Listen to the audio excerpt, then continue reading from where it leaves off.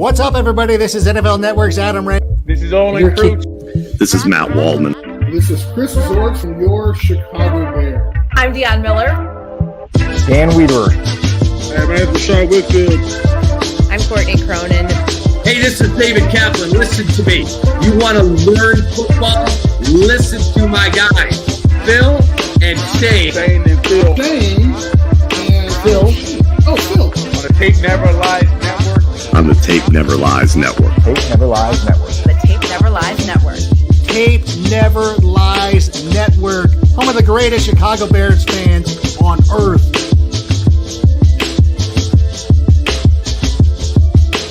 You're on the air, baby. You're on. You did it. You made it.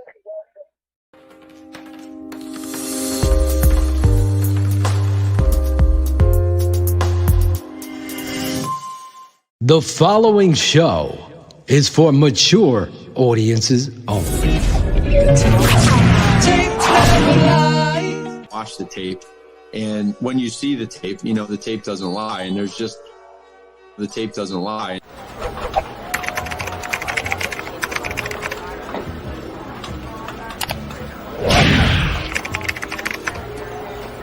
Called again right after the drop to just for sure.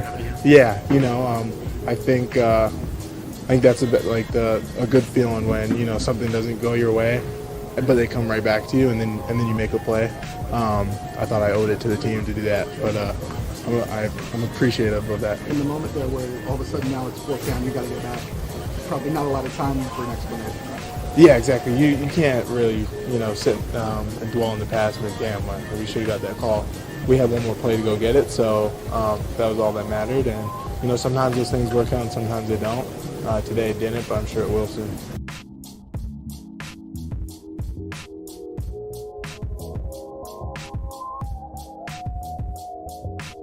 What I always tell people when I get asked a question like this, whenever they ask me, hey, we've got a young quarterback, whether it's Daniel Jones, Mac Jones, Zach Wilson, what do you want to see from them when the year is over? And I always tell them, I want them to be a better quarterback overall in week 17 than they were in week 1. And the reason why I say it that way is because people always say, what do you want to see touchdown-wise, completion percentage? And I always say, kind of put the numbers to the side. Yep. Development is not linear. Development, whether it's in life, as a person or as a quarterback, it's not linear. It has peaks and valleys, ups and downs. And the season was kind of a series of downs for Justin Fields. But now we're on an upward swing. And so I think right now, Justin Fields is a better quarterback than he was before. I want him to hate to lose. I want him to hate that feeling of this offense isn't where we need to be. I'm not where I need to be. When a quarterback starts to get complacent, it's over. When look at Tom Brady. Tom Brady had multiple Super Bowl rings and still felt like he had to go out there every day and prove to Bill Belichick that he was the best quarterback for that team. Now, Tom Brady's a little bit crazy. Don't get me wrong. The man's a little different. He's wired differently. But you need that attitude as a quarterback. You need that attitude in the back of your mind that it's the ultimate egotistical position, I think, in all of sports, because you have to have the belief that nobody else on this team, except for the center, should touch the ball in every play. Only me. Only me. I'm the only one that should have that power and responsibility.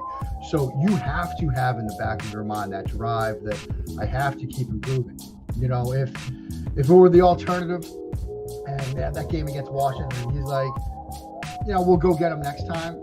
That kind of wouldn't sit right with me. I want to see him upset by that. I want to see him because that makes me believe that, on the flight, away from Chicago for a long weekend or something after that mini bye, he's watching TV. He's still working. He's doing whatever he feels that he has to do to get to where he needs to be as a quarterback and get this offense where it needs to be. You got to get burned. And I thought one of the more fascinating things of football insight that I've seen recently came actually today. Josh Allen was on with Kyle Brandt like he is each week, and he was asked about Zach Wilson, and Allen was like, I see a lot of me in Zach Wilson right now. And he mentioned how he had a similar 3-interception game against the Patriots in his second season like Zach Wilson did this past week. And he said, and he reminded me a lot of myself. And I actually got a piece coming out tomorrow about that because I went back and watched. And you see Josh Allen feeling pressure, make a back foot throw, and he gets intercepted. You see Josh Allen flush himself to the right, force a throw late in the down, and it gets intercepted. And then I compared it to exactly what you saw from Zach Wilson this past week, because he makes a back foot throw against pressure, gets an interception, flushes himself out to the right twice. Once he's trying to throw it away, once he's trying to make a play, both get intercepted. And why was that important? Because what Alan said next, he said, that's when it clicked for me. That's when it clicked for me, that there are times I was simply trying to do too much. And I remember when he was at Wyoming, I remember writing the words, every Josh Allen plan B is I'm going to run to my right and try to make something happen with my arm. And it took him till his second season for that light to come on and say, I'm talented. Yeah, I can do special things at times. But there are times where I just got to just get rid of it. I just got to not try to do too much. That's what Fields is balancing. And as a coach, you could tell him, hey, throw it away in this situation. As a coach, you could tell him, hey, just take a sack, just slide, just run out of bounds, whatever. Just, don't do something crazy in the situation. There's nothing more powerful than learning that lesson.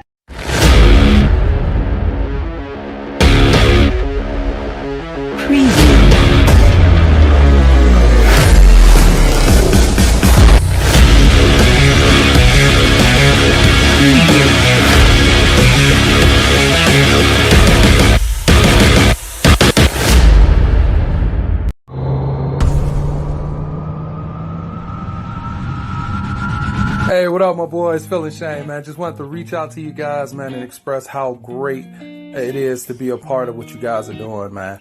I come to the TTNL Network, man, because I'm seeking a chance to hang out and chill with family, man. It's family talking about Chicago Bears, this team that I grew up loving. Not only just talking about football, but talking about life and talking about real issues that's happening, man. It's amazing to see the following that you guys are getting, but I knew you already had this in you, man. I could see it when I very first started watching you guys on that other network. So I'm glad you guys are taking this, man, taking this platform to spread great news and cheer out there, man, all over the world, man. I mean, from every country, man, is watching you guys because y'all keep it real, and a lot of life nowadays is not done in such a way, man. So many people just saying whatever people want to hear. It's good to talk to brothers that know what they're talking about and that are giving a positive vibe to the information that they're giving out. So you guys keep doing the good work, man. Love you guys. TTNL Network going all the way, baby. It's your guy Ron Rizzle checking in, letting everybody know why I love the Tape Never Lies Network.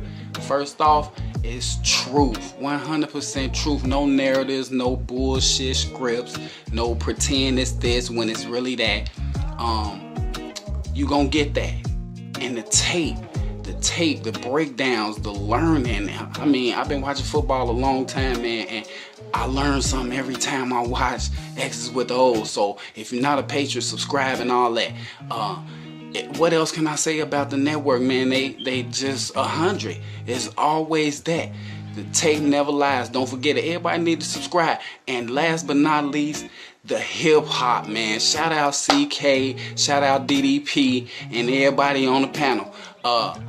Fundamentally, the team reflects the coach, but Matt Nagy was an actor just doing the most. You held accountable, insurmountable, lost plays. It's 3 and out every other series on game days. I can't wait. Pressure come off the same way. We had a great week of practice but couldn't translate. What good does it do to be you if you still lose? You simply refuse to acknowledge the real truth. The organization hesitated to make the move into Ryan Poles and the coach Zeba Flus. Y'all holler at me, Joe, when you see me in the chat.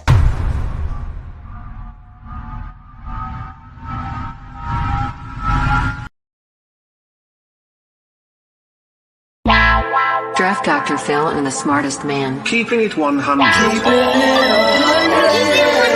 Chicago's trading up. 100. Yes! What? Here it is! The tape never lies. The people drop off, but we still keep rocking. You'll never know how good your football team's going to be until you play with maximum effort.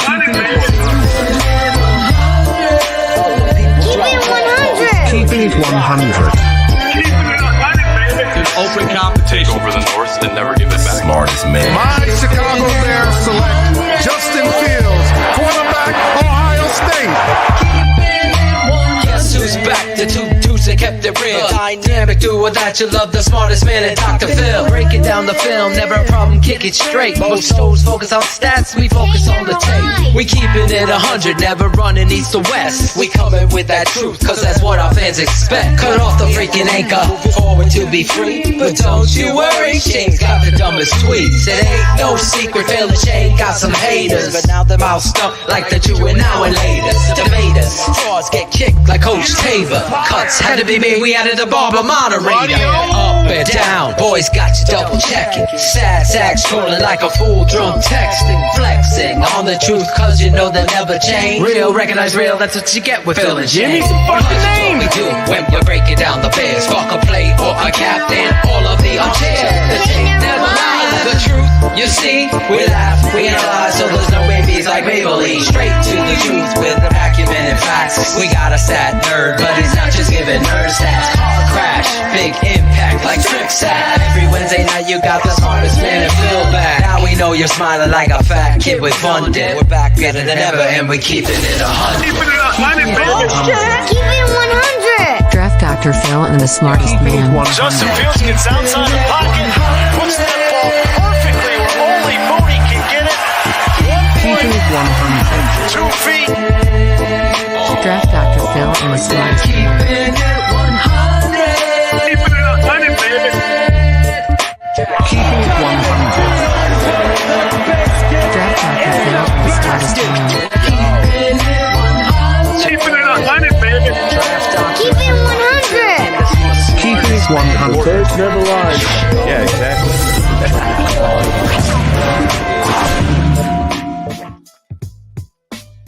Yo, this is Claudio the Barber, and this is TTNL's Keeping It 100, the best Bears show on the planet, bar none. Listen, 3 things we found out Sunday. The Packers suck, the refs are biased, and the Chicago Bears have a franchise QB, baby. So we got a lot to talk about. So, of course, we got another great show for you tonight. We got from NBC Sports Chicago and the Under Center podcast. Golly, it's Kenneth Davis. And so let's get this guy on here, the guy that most of you love, but some of you love to hate, Draft Doctor. I don't know who hates me. They must be fucking morons if they hate me. They must have no football acumen, steal other people's shit, and not know how to break down tape. Probably. I don't know. They hate me. You only hate if it makes them feel better about themselves. That's all you that matters. hate me because you ain't me, right, Cherie? If Cherie's mom loves me, then that's all. That's all I got to deal with. I could go, I love Cherie's mom. I love Cherie's mom. See, I could make a whole song for Cherie's mom. The Bismarck key is in. So Shane's gonna be a little late, guys. He'll be on, but he's just at Riley's game. Claude, there's so much to unstack and open. Those guys, Otis Nichols, patron number 1 right there. Awesome, well said. We're finally gonna meet him, Claudio, this weekend. I can't wait to meet a lot of these fans. Guys in the chat, if you guys are gonna meet us there, put it out there so we know who you are.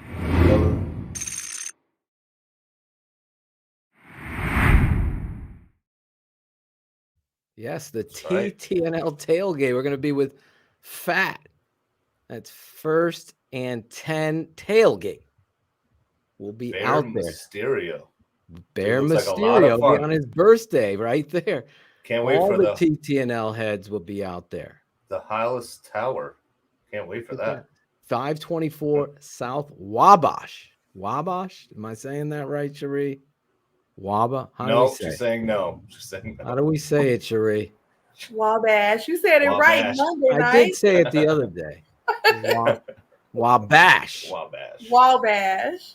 We're about to Wabash this shit right now. The Wabash the fucking Lions. Wah haters.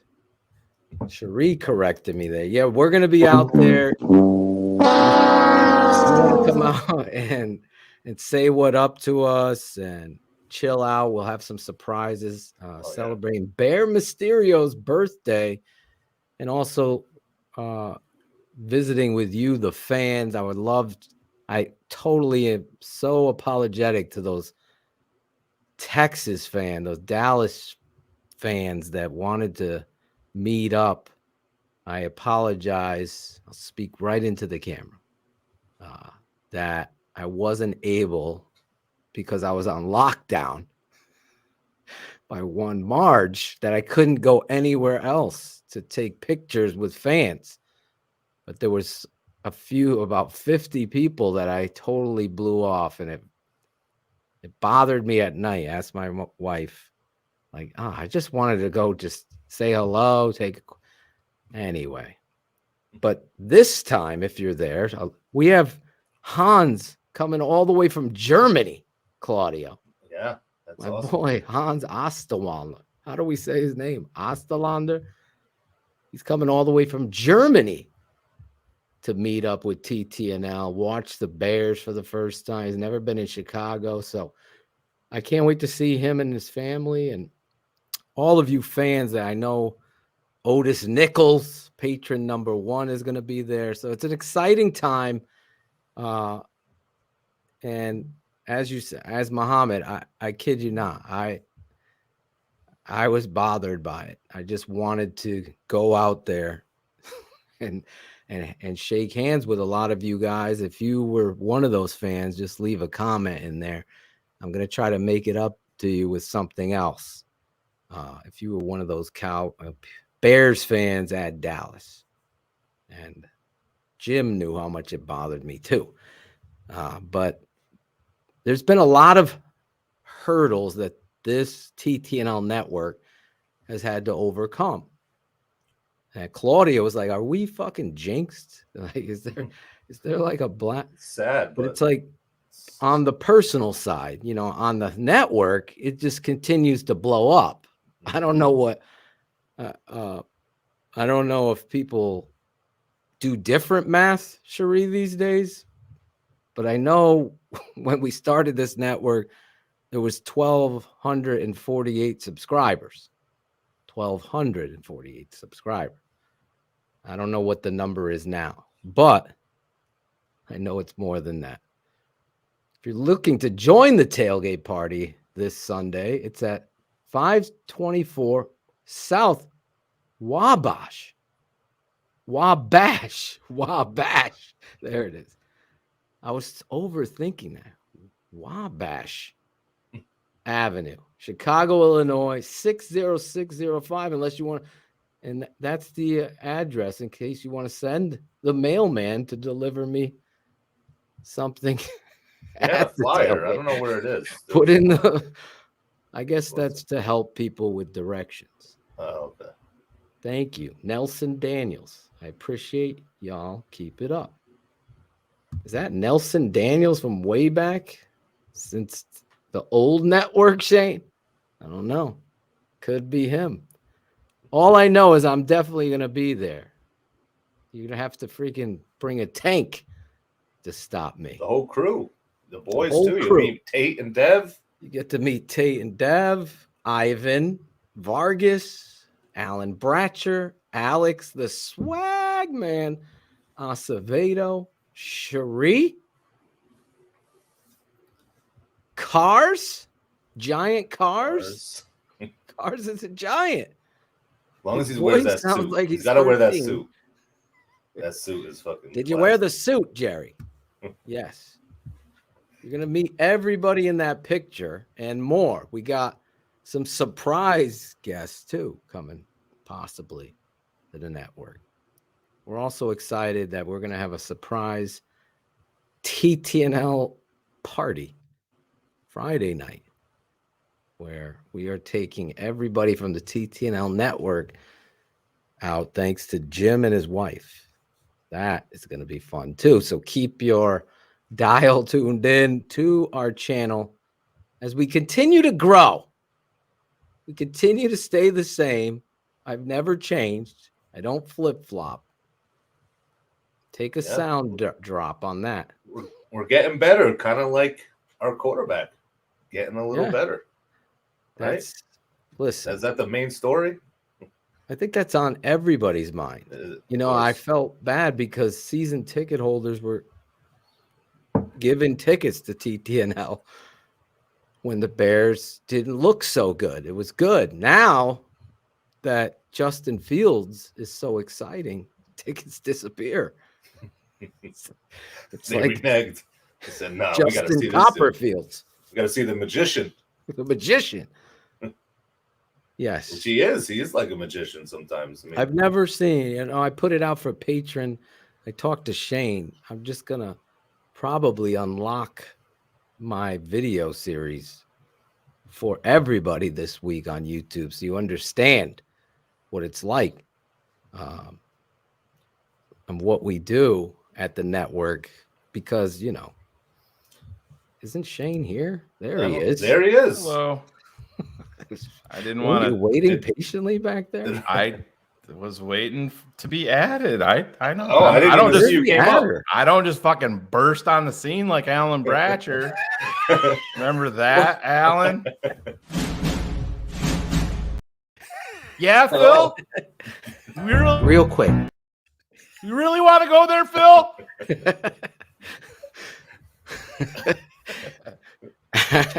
Shane, you talk too much on this show, Shane. I know. I really think you gotta give away. other people a chance. Gotta give other people. How was Riley's game, Shane? Good. They smacked them. Nice. It was yeah. Awesome. He didn't get to play too much in the second half. It was one of those games, but he played very well. He had 26 tonight and 14 boards, so we like to get those rebounds. Nice. He's doing good. I get more impressed with rebounds than I do with points. Yeah. Fight for the goddamn ball. Get it back. Speaking of rebounds, we got a dude rebounding from the fucking soccer field this Sunday. Oh no. Christopher Jackal will be BHL with me. Wow. As soon as the Bears game goes final, I got to get him up to date. Awesome. I didn't even know who he was. He doesn't even know. He's like, who the fuck is this 24 running the ball and fucking blowing blocks and ruining games? Who the fuck is this guy down here? There he is. The milkman. He was found. The milkman. Was there a reward? Was there a reward for finding him?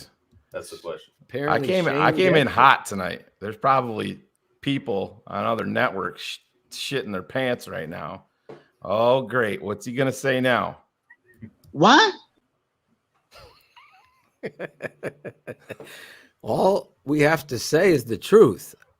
I don't know if I have to preface this for anybody, but this show existed before most, and the creativity of it is in its only the truth. The truth. I am going to say something that's going to blow your minds. As I analyze tape, football players define their grades for me, not a PFF fucking grade. My passion, my pride is in this team winning. So when I look at, throw a name, Sam Mustipher, or fuck yourself, or Tevin Jenkins, or whoever it is, what they do on the tape is the truth. That's where I go by. And I speak that truth each and every game. If David Montgomery fumbles, I got to hold him accountable. If David Montgomery wasn't switching the ball hand, did you hear me not hold him accountable? What did he do the next week? He switched the fucking ball hand. This is what football is. So if you're going to look at Justin Fields and say, wow, I've always said this, then you're not an analyst. I get it. You beat us all. You knew it all. That's not how this is ever going to work. Yeah, ever. It's always going to be the moment of truth. Justin Fields has done a 180 because Justin Fields and Luke Getsy decided to say, hey, I'm going to actually scheme things that are going to help. Well, yeah, doing something that's positive for your players. Imagine that. Matt Nagy It's been a long time. Did not do that. But that's the fucking problem, Phil, is like I said, I don't even want to pay attention to any of the nonsense, any of the bullshit, because this is a positive time for Bears fans, for Bears Nation, for the Bears fans. I'll even throw that bullshit moniker out there. My boy Logan, I love him. Because you know what? The Bears have a fucking quarterback, and shit is changing. You see shit up top starting to fall down, and you see mediocrity starting to get out of that shit zone, and that's the absolute worst place to be in sports. Justin Fields, on tape, there was times he needed to be called out. That doesn't mean anything. Oh my God. If you're not going to hold players accountable, then you're right. You're not doing your job. That just means you're a fan, period. Exactly. And if that's what you want to do, that's fine. That's not what we do here. If you want to go pull receipts and shit of us holding a player accountable, we did it with Brandon Marshall, with Alshon Jeffrey when they were playing well. Jay Cutler would have a good game, and I was the first dude in line screaming the very next game when he would throw 2 first-quarter interceptions. That's what, if you're going to break stuff down, you can't say that, oh, I'm going to flip-flop to this because of, for public consumption, or I'm going to pick this guy and then on draft night switch because you don't want to upset the masses. That's not what it was. Like I said, justification of analysts. Hit record on this. I was a Deshaun Kaiser guy. You think I'm going to fucking run away from it? No, it's on tape. Go pull that fucking receipt. I don't give a shit. It is what it is. If you want to tell me that you've never fucking missed, I've missed a shitload. Phil's missed. Claudio doesn't watch the draft. I never hit. I don't hit the fucking open. I never hit. Jackals missed the last 6 shows in a row. I mean, exactly. Everybody is gonna have a miss. The reality is, I don't even want to focus on that shit. I want to focus on QB1 in Chicago because it's Phil. This is just like his historic game. Listen, this is historic for Bears fans. We've never had the full package in terms of first-round draft pick, quarterback, uber talented, that is starting to stack game after game after game. I mean, you listen to a fucking idiot like Shady McCoy go on national TV and literally say out loud with his own mouth that Justin Fields can't pass the fucking football. And they're like, he threw 3 touchdowns, Shady. And so they put the touchdown to Cole Kmet, and he says, oh, yeah, real cool. That's a 6-yard pass. Real nice. Shady, shut up. You're a dumbass. And I tell him that to his face. I think it's important, though, that people understand when you allow bias to dictate your fan. Like if Mike Glennon, I always use Mike Glennon because he was he was like a disease to me. But if he was just a millimeter closer. Millisecond. He was a millisecond. If he played great, I would analyze it truthfully. And that's it. And Omar, you had it right. When I look at tape and I see missed assignments, missed blocks, and those same motherfucking blog boys are calling out, David's only averaging 1.76. Do you know what fucking counter and the center misses his block does? It blows up counter. It's going to be -2. Walter Payton can't get a fucking yard. You got to block in this game. Same thing with pass pro and your quarterback. Fucking Lucas Patrick is standing out like this and he gets swum and Justin's trying to throw and gets fucking murdered. You can't throw.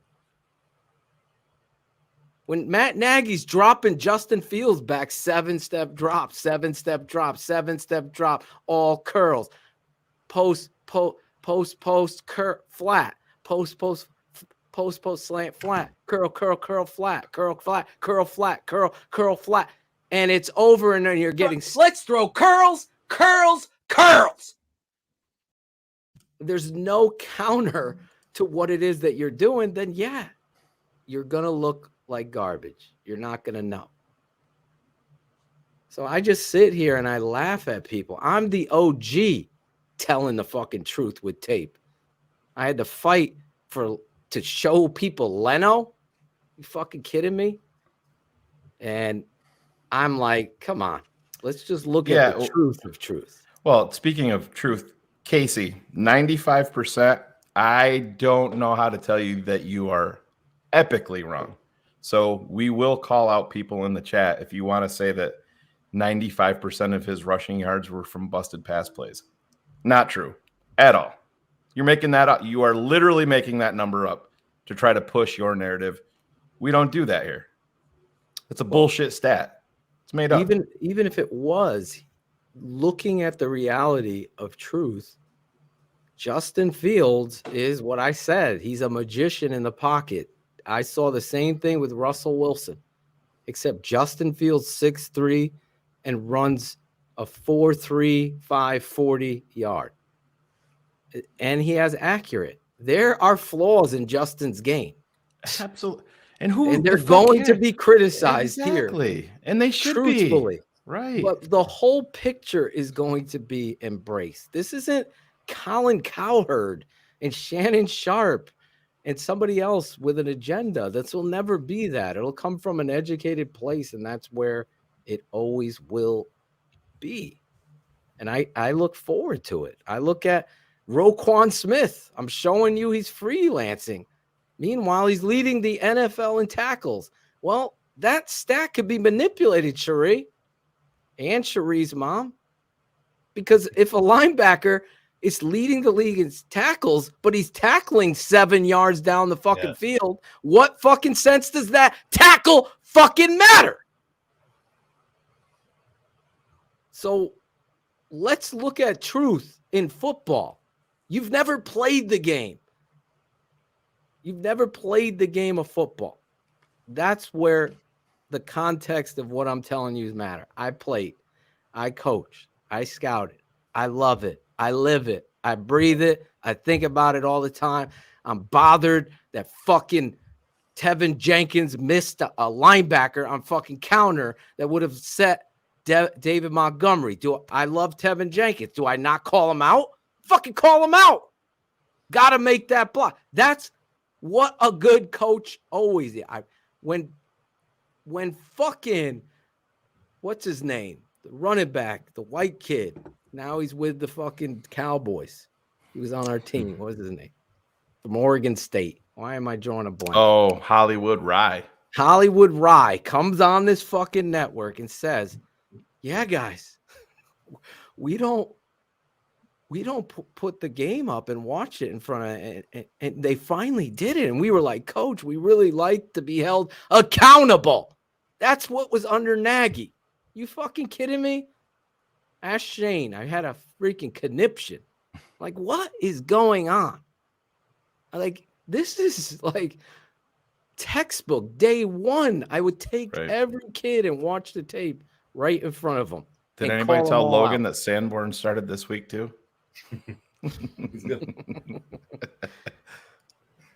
Listen, there's great moments of teaching football. If you're in this to fucking be a fair weather fan and can't take criticism of a player because you like him, you're listening to the wrong network. You go to another network for that. Because every person, I'm standing right next to them, and they're laughing that I was getting on them. And when Khalil Herbert comes in and whispers the identity towards David Montgomery, you laugh. They know. Cole Kmet knew. You think, did you see Cole Kmet drop his pads and run someone over? If Cole Kmet continues to do that, the sky's the limit for Cole Kmet. That's what we need. We can't be out there with a bunch. We can't be soft. It's called constructive criticism. That's how you get better. It's okay to be told you did something wrong. It's same thing with your kids. I do this with my kids all the time in sports. I'm sure, Shane, you do it too. Just did it. Just did Yeah, it exactly. an hour ago. You played great. You did some good stuff, but you need to work on that. And you Yep. need to do this better because that's how you're going to get better. So I'm not people the- that think that you criticize somebody and you don't like them or you think they're shit, or Well, you think they're that's the worst, just- it's ridiculous. That's just people looking to garner attention. That's fine. Like I said, we're giving them. We're honestly giving this way more attention than it needs because it doesn't like we do our stuff, and I don't give a. Listen, you get that shit because people are jealous and they want to be. They want to do what we're doing. They want to be where we're at, and that's fine. They should have something to strive for.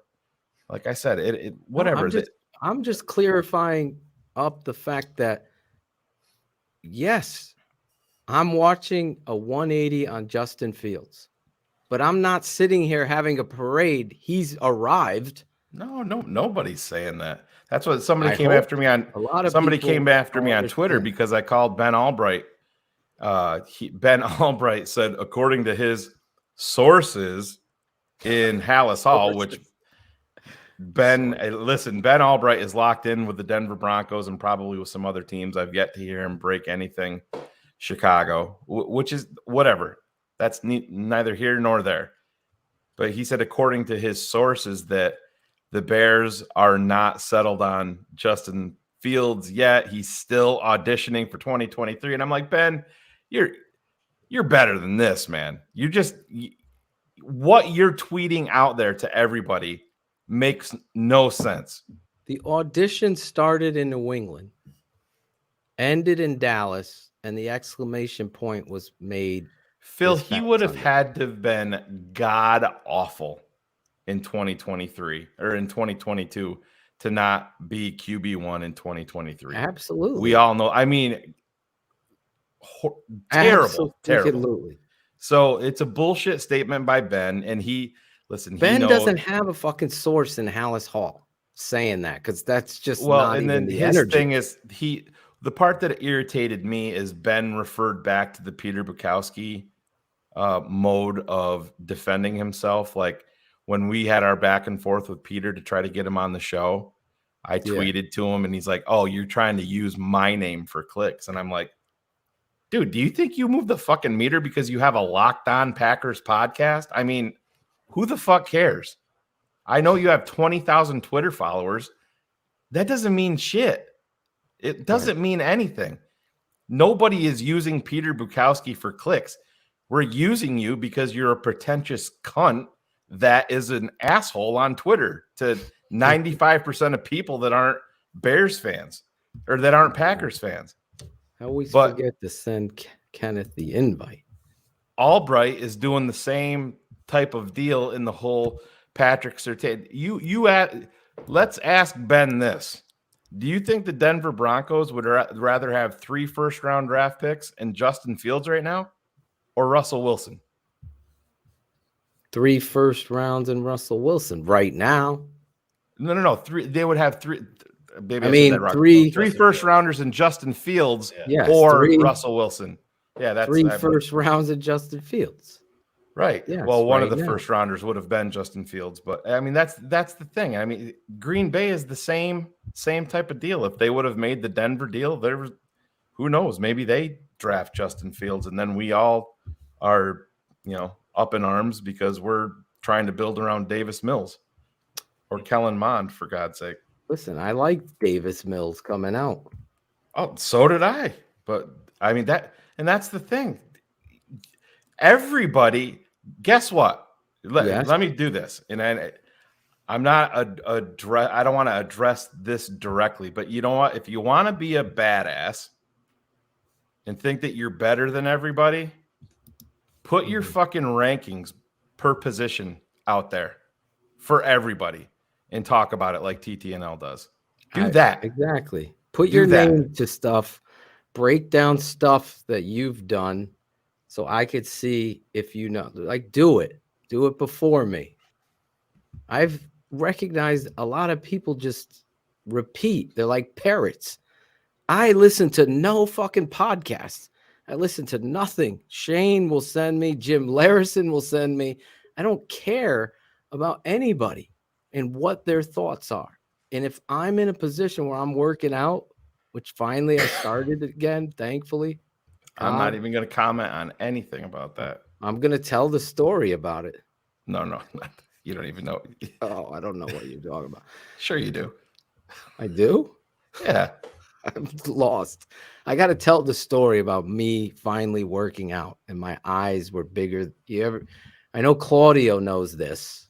I won't say anybody else because your eyes are bigger than your stomach and you just order everything and then you're totally stuffed. My eyes were bigger than what I could lift because I was ready. And I'll save that teaser for next time. But one podcast that I will listen to when I'm working out is the next guest that's coming on the show. Because the authenticity and the truth and the vibe is important to me. How does somebody carry themselves? How do they carry the truth? Their opinion. They don't flip-flop. This guest, you know him. He's been on here before. He was on live. Golly, what the hell is going on? Exactly. What the hell is going on, Phil? He was on live for both draft shows. And when we got Justin Fields, I don't think there was a guy that I know that was happier. And everybody was pretty happy. Let's bring him out here. You know him from NBC Sports Chicago's Under Center podcast, and that's Davis' show. Bears fans, when you're not listening to all the dope TTNL content we're pumping out on a daily basis, I suggest you check out the rundown for our next guest. This guy is the new host of the Under Center podcast from NBC Sports Chicago, the host of the That Davis Show and Flippin' Friends. But tonight, he's going to turn the hosting duties over to Phil and Shane so he can sit back and chop it up with the fellas and talk some collaboration, Chicago style. TTNL fans, he's Kenneth Davis.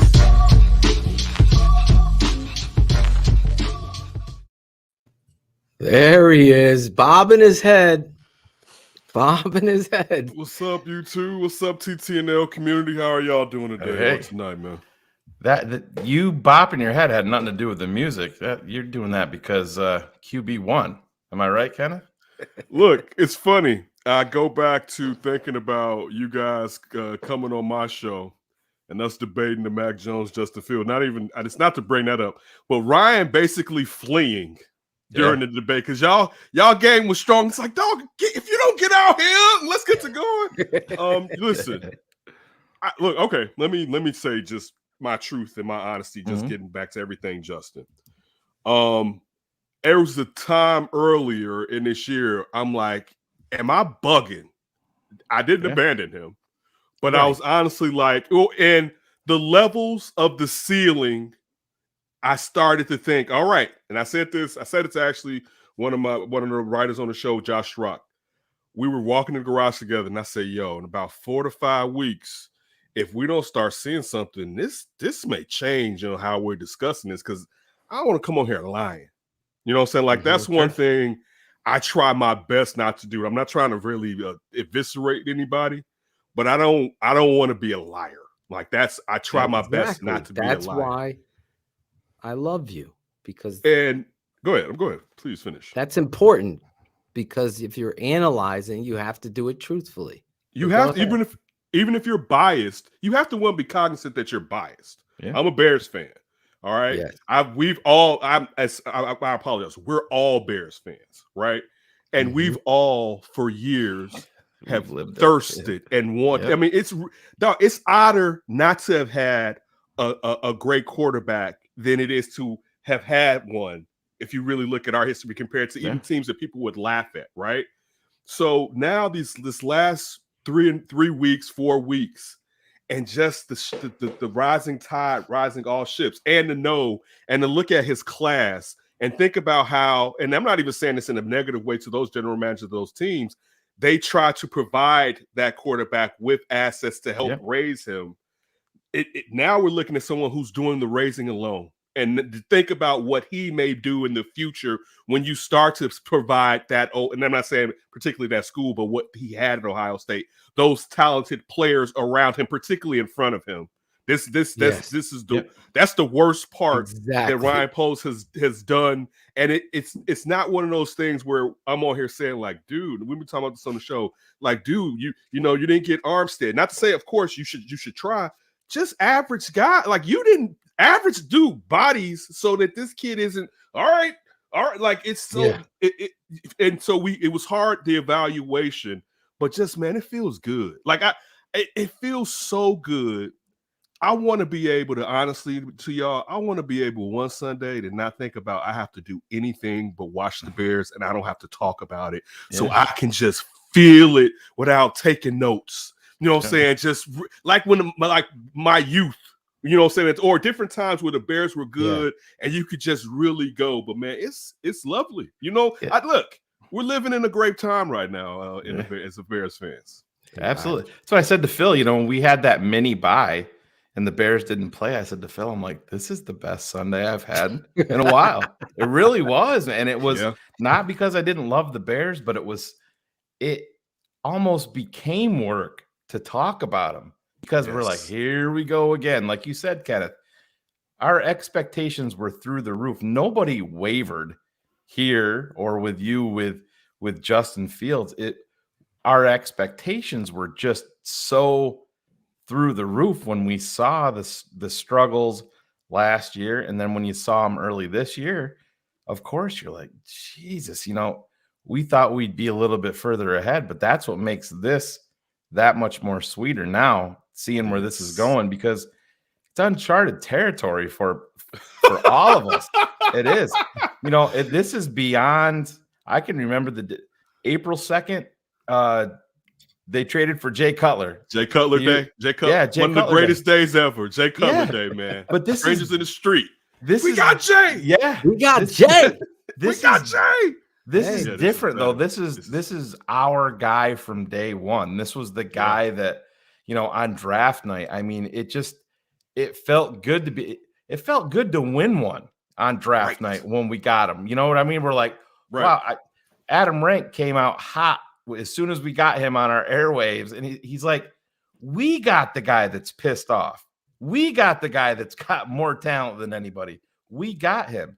That's why right now it's just, who even thinks about the loss? Yeah, we were upset with the calls at the end of the game that they lost by 3, but man, we see where this is. There's still a lot of work to do, but man, it's this is gonna be a fun ride, man. That's all. Yeah.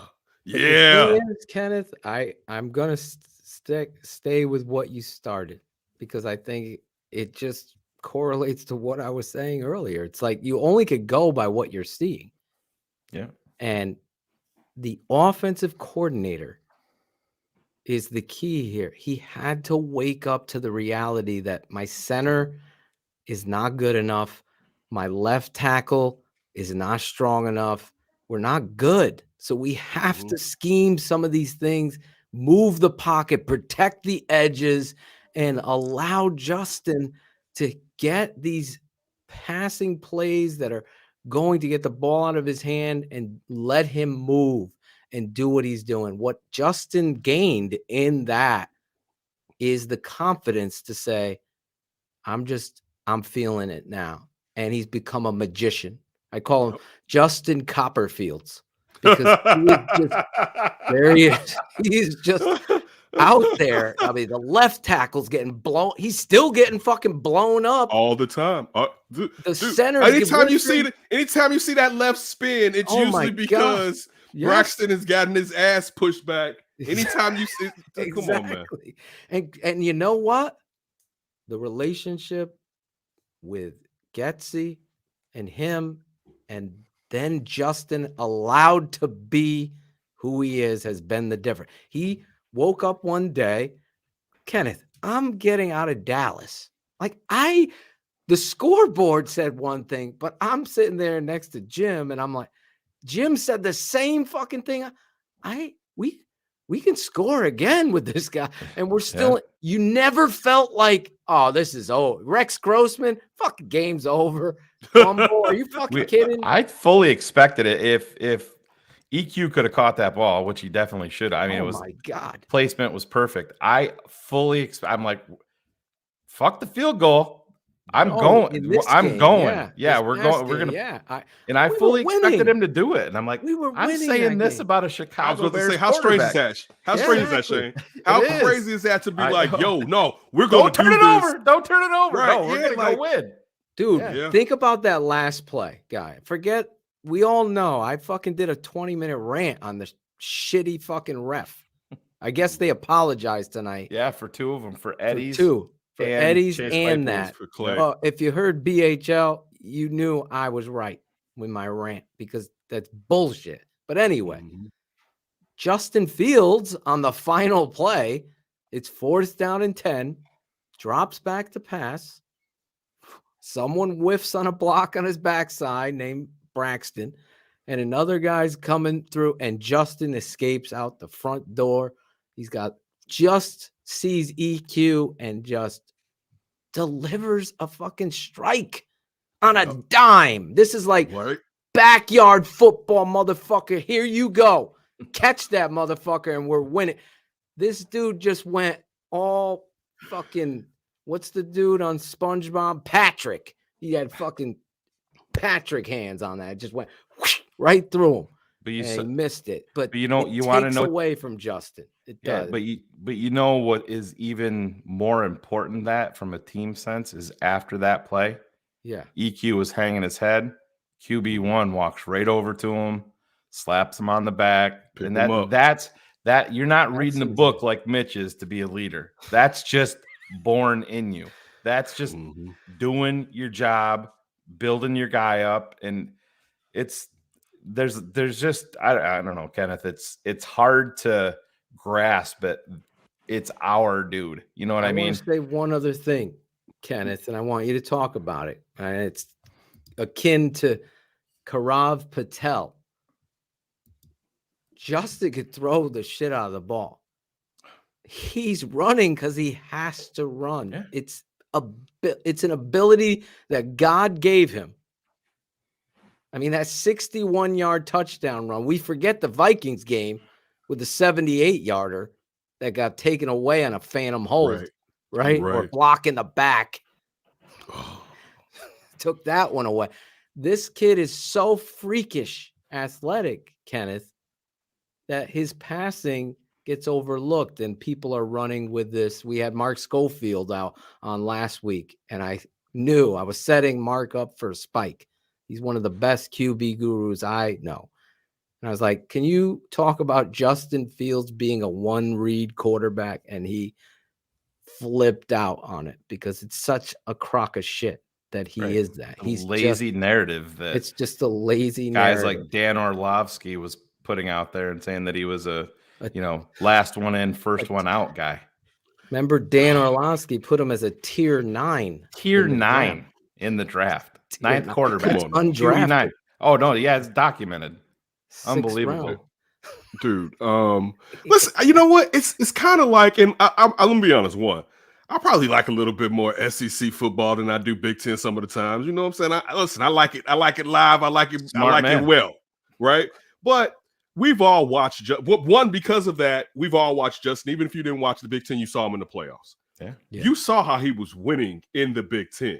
He's He running now way more period than he ever did before Dave. Exactly.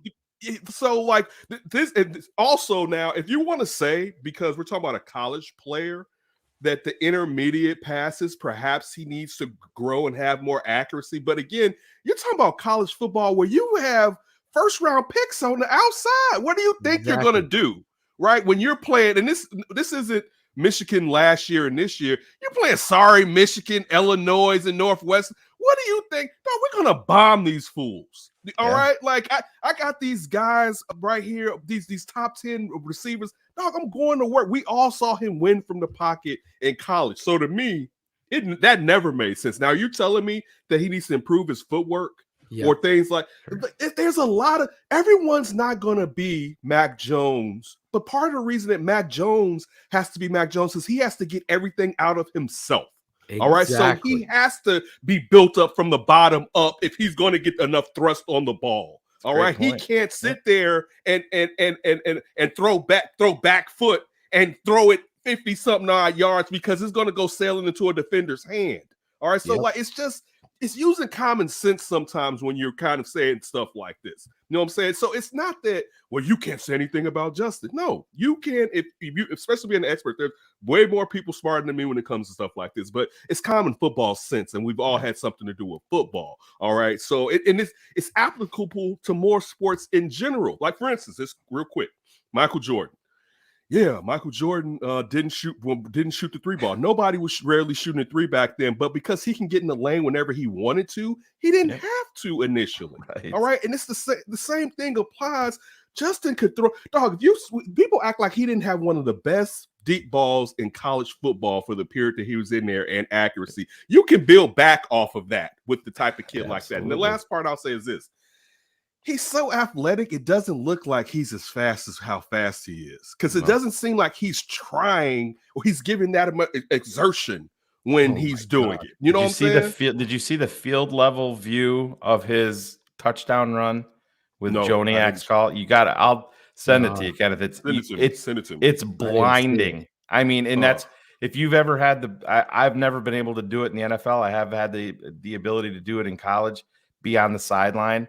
Just you don't realize how fast these guys are. And I mean, NFL is a whole nother level, but I mean, you heard Cheetah talk about it after the game. He's like, I had no clue Justin Fields was that fast.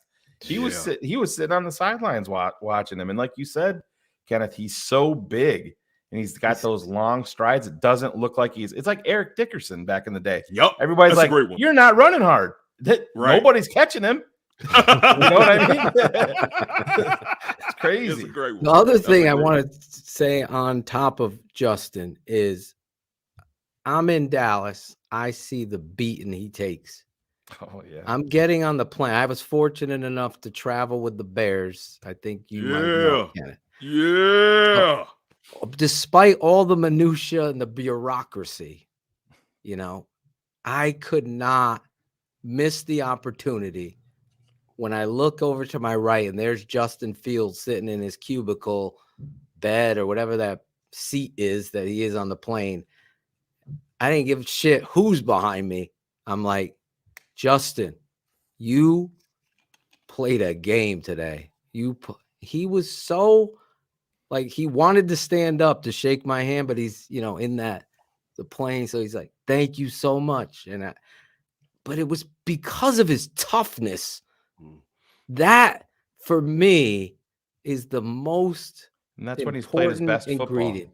He's if you go back to college, he gets dinged. You better watch out. Next play. Yeah. He when he got hit on that 2-point conversion by Lawrence, this motherfucker put on it was like Balboa in a movie, right?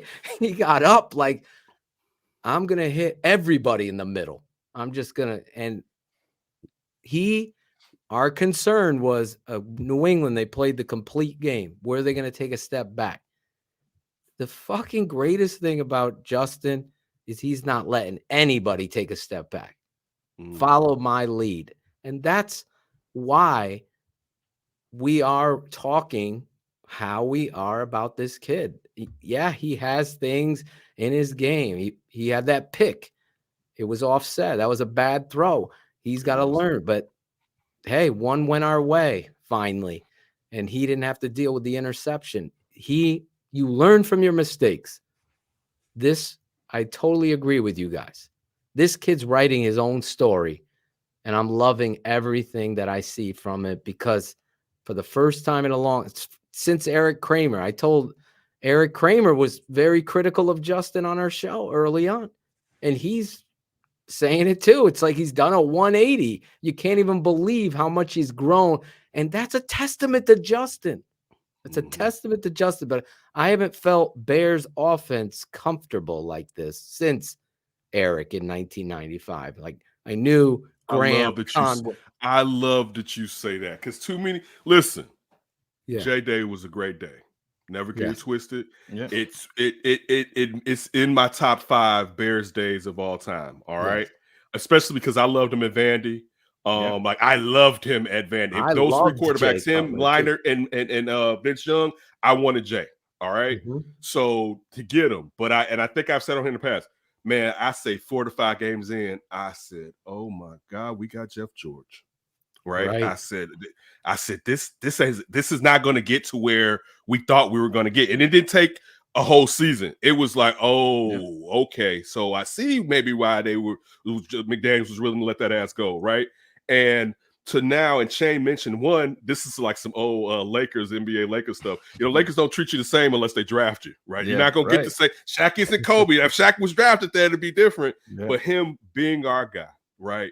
And back to the point of the Eric Kramer thing, because a lot of people wasn't either born or watching football back then to know how proficient that with Cunningham and with Conway that they were at receivers, especially Cunningham, because you didn't even think he was going to Graham. Thank you, Jeff Graham. But just with Graham, because him coming from Pittsburgh, we were still waiting for Conway to finally do it back then. And for that season, you went into games knowing at one point, like, yo, and it wasn't a fluke.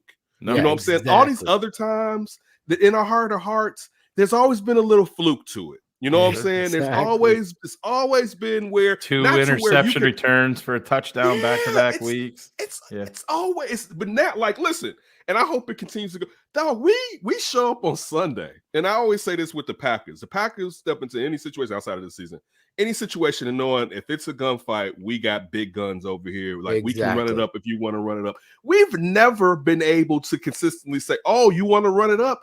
Now it's like, oh, we don't have a defense, but guess what? Let's run it up. And that's bizarre and mind-blowing as someone who follows the Bears. And look, the crazy part again is it's not like he's surrounded by talent yet. Exactly. Like, what? Like that's where it's like, yo, if he can stay healthy, listen, let's dial back those design runs a little bit. All right. Because he's going to scramble anyway. We don't have to get to 12. Can we get that bad boy about to 8? You know what I'm saying? Because he's going to give you 4 to 5 scrambles anyway. Because at some point, somebody may hit him. You know what I'm saying? Like somebody may hit him. And I'm with you, Phil. He's tough. He's tough as nails. But it's like every other game, there's a time when he picks himself off the field, and I'm like, oh, right. And the last thing I want, and I'm happy I said this earlier today. I was fearful if something would have happened to Justin this year, will we know who he is and be in a situation like San Francisco? San Francisco doesn't know who the hell Trey Lance is. No. Exactly. All right, they got to go another year getting closer to where you have to extend him without knowing if he's that dude whatsoever, right? And just as far as Justin and how weak the offensive line was before Luke Getsy started implementing these design runs, and also Justin scrambling, because Justin throughout this season, his pocket awareness has grown.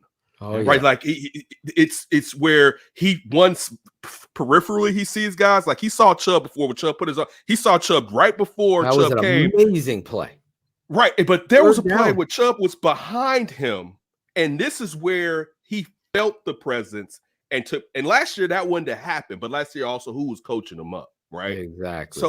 So now we're not just talking about the physical stuff, the intangible stuff is starting to improve. How many times early in the season where if he used it, and this isn't me, we all know this, if he used a different arm slot, the screen would have perhaps worked, right? And now, and going back to that Equimizzi St. Brown play, it's, dude, I'll give this to you any way you want to get it to make sure that this pass is going to get out. Just throughout the year, making these improvements on a team that's not a good team. All right, like it's not a good team. It says a lot. It says a lot about what this young man's future is going to be. Yeah, it like I said, when we go back that he's our guy, we drafted him, and now I understand that the Ryan Poles and Matt Eberflus and that whole thing, but it seems like everybody is on the same page. The books, the financials are clear. The deck is clear financially. for this kid. They Right. have a full fleet of draft picks, plus.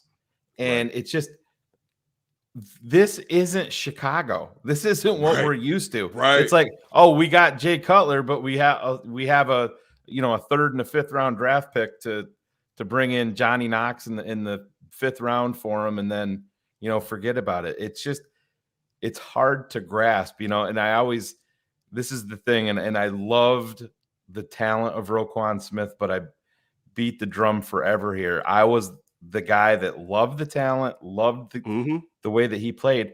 I just didn't see enough of the splash plays. And that's when Eberflus came out and said it, like, it was so great when they asked him. They said, Brad Biggs asked him, he said, were you beating the table for Roquan at number 5 in 2018 if you wouldn't have taken Quentin Nelson? Eberflus goes, yeah, Ballard wasn't in a position to draft an off-the-ball backer at number 5 overall. And that really told you all you needed to that told you all that you needed to know right there. Roquan's a good linebacker.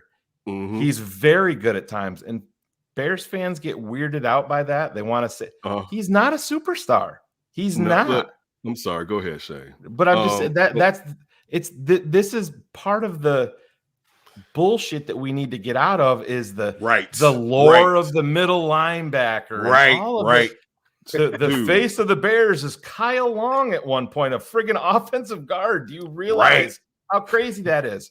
Now we have a kid that 7 and 8-year-old kids are going to want to play on Madden because of Justin Fields. This isn't territory that we've ever been in, and it's so refreshing. But yeah, go ahead, Kenneth.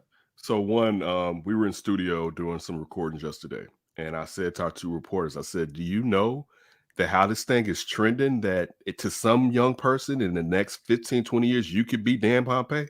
Yeah. And they didn't get it grasped. I was like, just if they go the way that they could go, historic dog, you guys are legends now. Imagine it amplified with a Super Bowl.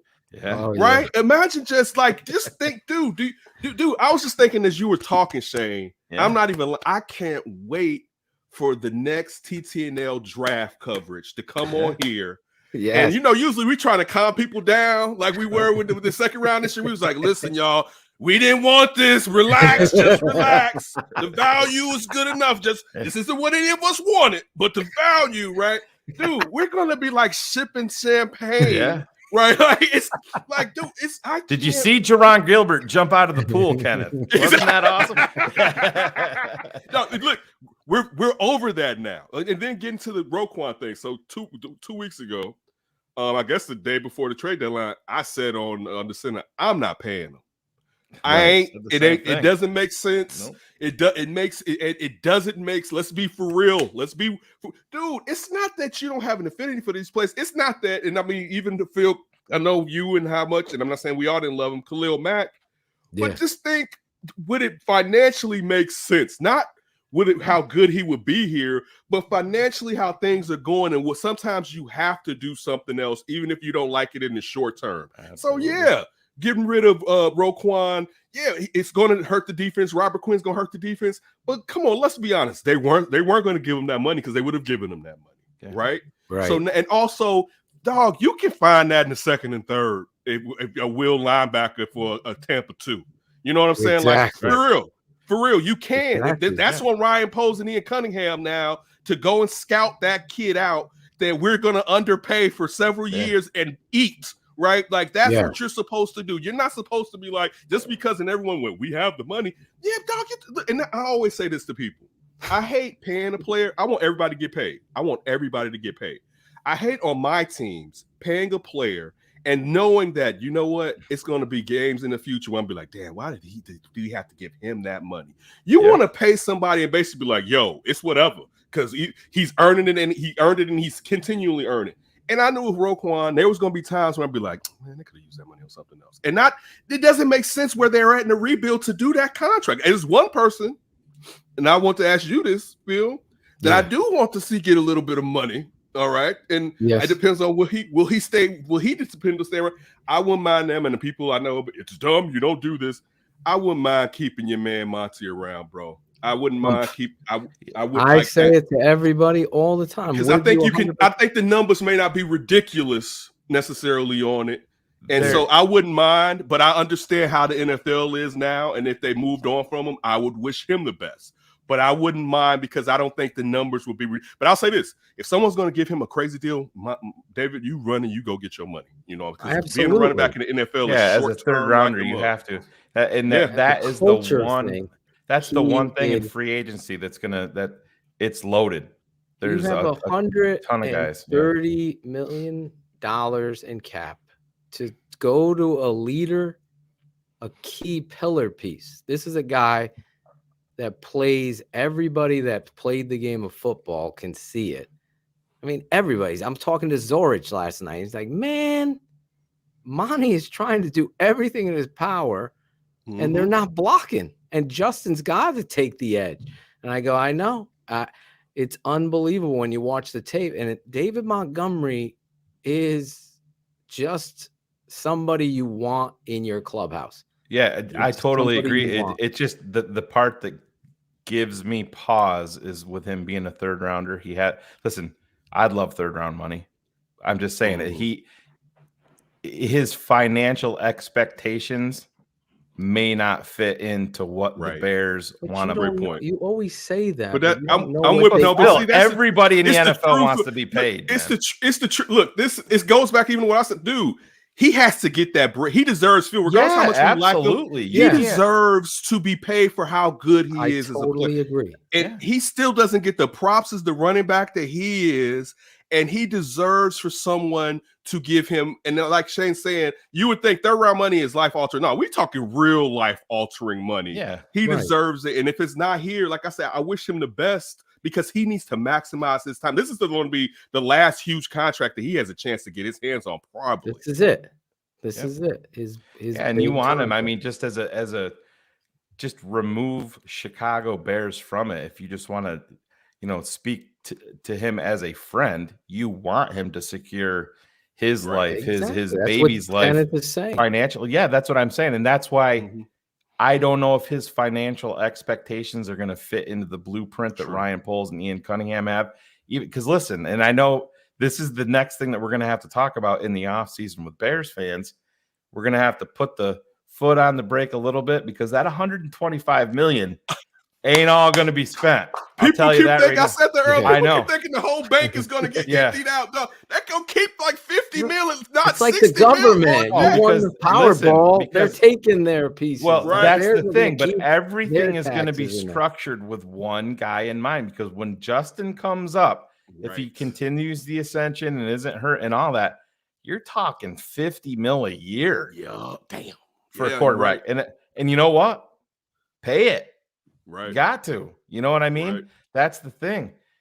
That's why all of these deals that you see that the Bears are going to go out there. Listen, they're going to go big fish hunting. Like Deron Payne, if he doesn't get Deron Payne doesn't get tagged in Washington, that's going to be a day one guy to Chicago. I'll tell you, they're going to open up the coffers for Carr's guy, Eric McCoy, the center down in New Orleans. 25 years old, is going to hit the market, and New Orleans can't afford. Yeah, their cap situation is anything. terrible. But they're going to structure all these deals for all this bonus money is going to go in the first one and at a first and second year. So you're clearing the deck again for when Justin comes up, and but you pump the brakes on that. They ain't going to go out and spend 124 of the 125 million. It's just not going to happen. Look at this football team. The biggest need to me, obviously, I think Ryan Poles deserves a lot of credit. I look back, I'm watching the deals go down. If I look at Dallas correctly, I'm taking a picture with Roquan. Poles is over there with Justin Fields' agent, which happens to be Chase Claypool's agent. So all of this is going down before, and he was there was something going on. You can point it out. Yeah, connecting the dot. That shit happens, man. I mean, it especially totally happened agencies. Right there in Dallas on the sidelines. And I'll tell you this, they did a great, smart thing because you got a alpha football player on the outside, helping Darnell Mooney Yes. do what his role is best. Another guy that's going to be paid this offseason. Darnell Mooney is going to be re-signed by the Bears, no doubt. They're going to they love him. And I believe David Montgomery's coming back to the Bears too. Oh, yeah. Claypool too. The three of those.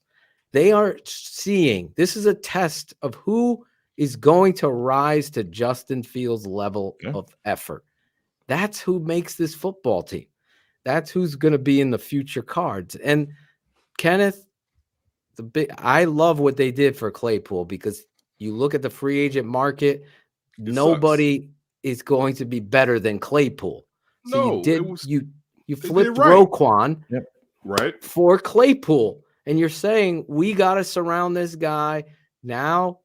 Whatever, there's a bunch of receivers in the draft that are going to come out. Everyone's going to say this draft is weak on receivers. Now, no, it's not. Later, they're going to say, wow, this draft is really great, deep when we watch tape of it. But I mean, it may not. Listen, you got to. Let me back that up. We have been inundated with some wild drafts where these cats have been coming out the last couple of years. This is still a good receivers draft, but I'll say this as far as the Claypool situation. Yeah. What it did, it allows you to not force taking a receiver 100% with that first pick. Exactly. So now none of us are saying that he will be as good as the top receiver to come off the board in this draft or top two. It's not what we're saying.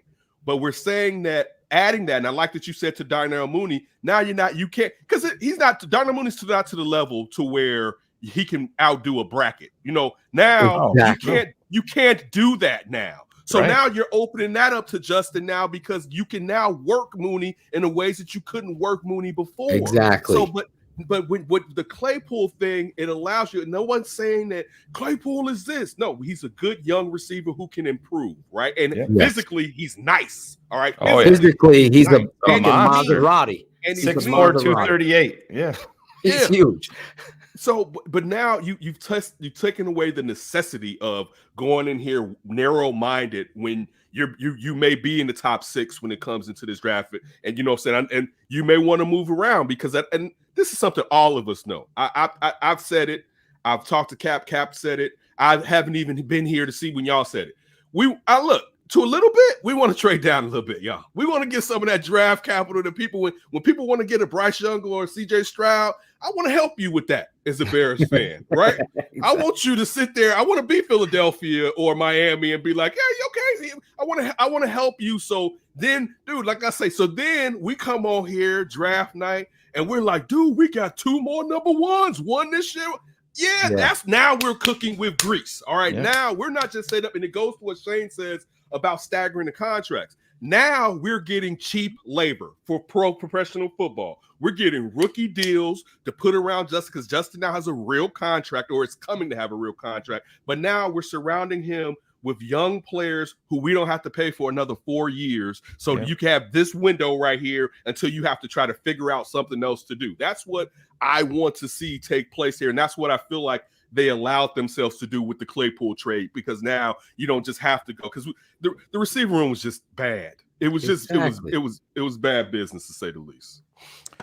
Yeah, and one thing that I don't want to forget, Cars and I talked about this a little bit on the Cars Keys show that we do here on TTNL, and don't think that the wide receiver has to come in free agency or the draft.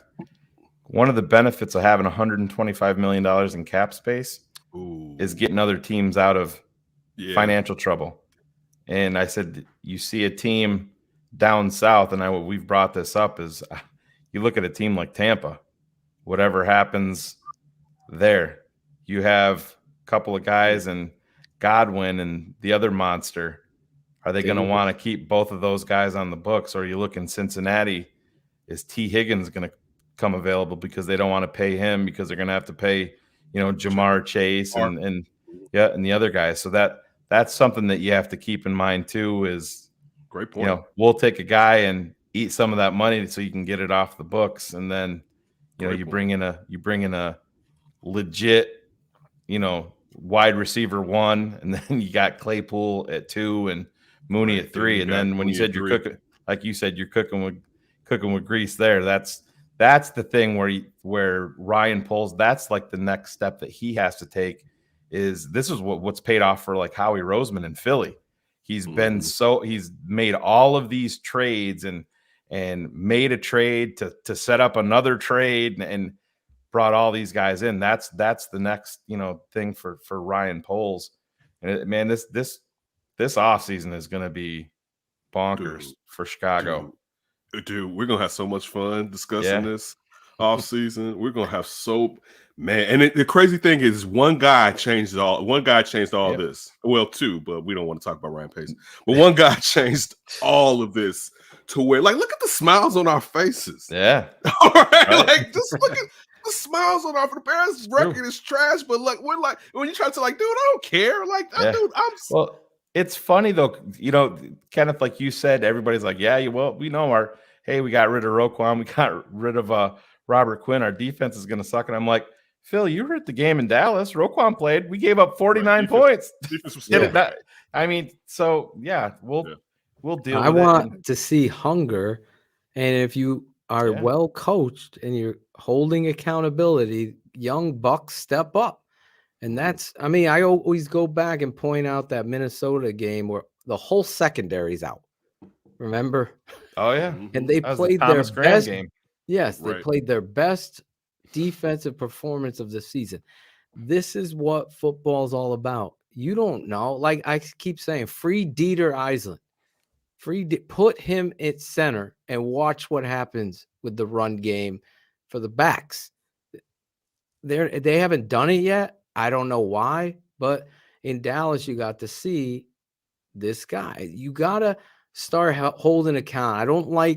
It gets me nervous, the offensive line. They're force-feeding Braxton Jones. He's struggling out there. You all know how I could fix this shit. It's just Tevin Jenkins, left tackle. Reef, right tackle. Dieter, center. I said that on our show. Like, I was like, I don't care if someone says I'm crazy. Just put Tevin's ass at left. When they had to, I'll just put his ass at, put his ass at left. Like, it's because, dude, no one's playing well enough to hold on to jack shit on that line. Outside of Jenkins, but no, like, you can't tell me, like, let's find out. And again, all right, it's middle of the year, but that's one of my pet peeves with Ryan Poles is, and I don't know what the hell Tevin Jenkins may have done, but like, why are y'all messing with this kid? Why, like, look, I don't know what's happening between Monday and Saturday, but on Sundays, he seems like what you tell us you want out here on the field. Yeah, I just don't think they believe in him they believe in him as a left tackle because I'm with you. I think if they, for 1 second, thought that he had a chance to be the franchise left tackle, he would have been there lined up at all. I don't agree. Then why wouldn't they have lined him up the first day of OTAs? Why? They're so dumb. This is the same fucking franchise that has Kyle Long playing right guard when he should be left tackle. It's the same. Why is Sam Mustafa still out there? Can you answer that? That's the million because of injuries, Phil. They've replaced him twice this year already. Yeah. All right, but Dieter Eisland is right there. He goes in there and Dieter Eisland. Oh, but wait, we got to think this too. Yeah, Dieter Eisland will be in front of a young quarterback, and so now the quarterback's gonna have to make the line call too, because is Dieter going to be making the line calls based on? I mean, making it well aren't necessarily the same thing. I agree, but the kid's from Yale. How about that? I think he's been in this league forever, and you give him an opportunity to do it. There's no doubt when I show him on tape against Dallas, we've seen Sam try to get on the mic 17 times. He can't get there. Dieter comes in one play, takes the mic, and just fucking throws it. Like, just give it a shot. Like, what are you losing? It's ridiculous. What I know offensive line. Me and Olin sat down for breakfast. We don't agree with Sam and Dieter. I'm on Dieter. He's on. We don't agree, but we do agree that Tevin Jenkins should be left out, just like you. So for whatever the offensive line coach is doing or whatever bias they had, this fucking kid would man down. He's athletic enough, strong enough, talented enough to do it. Why they don't do it is the same question, even if it's different people, like Cars is saying. The same franchise, different people. They're doing the same kind of shit on the offensive line. And I show it every week because I'll tell you right now, Cody White here comes out there and I did my film study. He was horrible, right? But he's coming off injury, but he was horrible. But no one's going to say that. I'm saying it. I'm telling you that. And I'll show you why he was horrible. He's got to improve. Hopefully he does. Actually, Schofield played better than he did.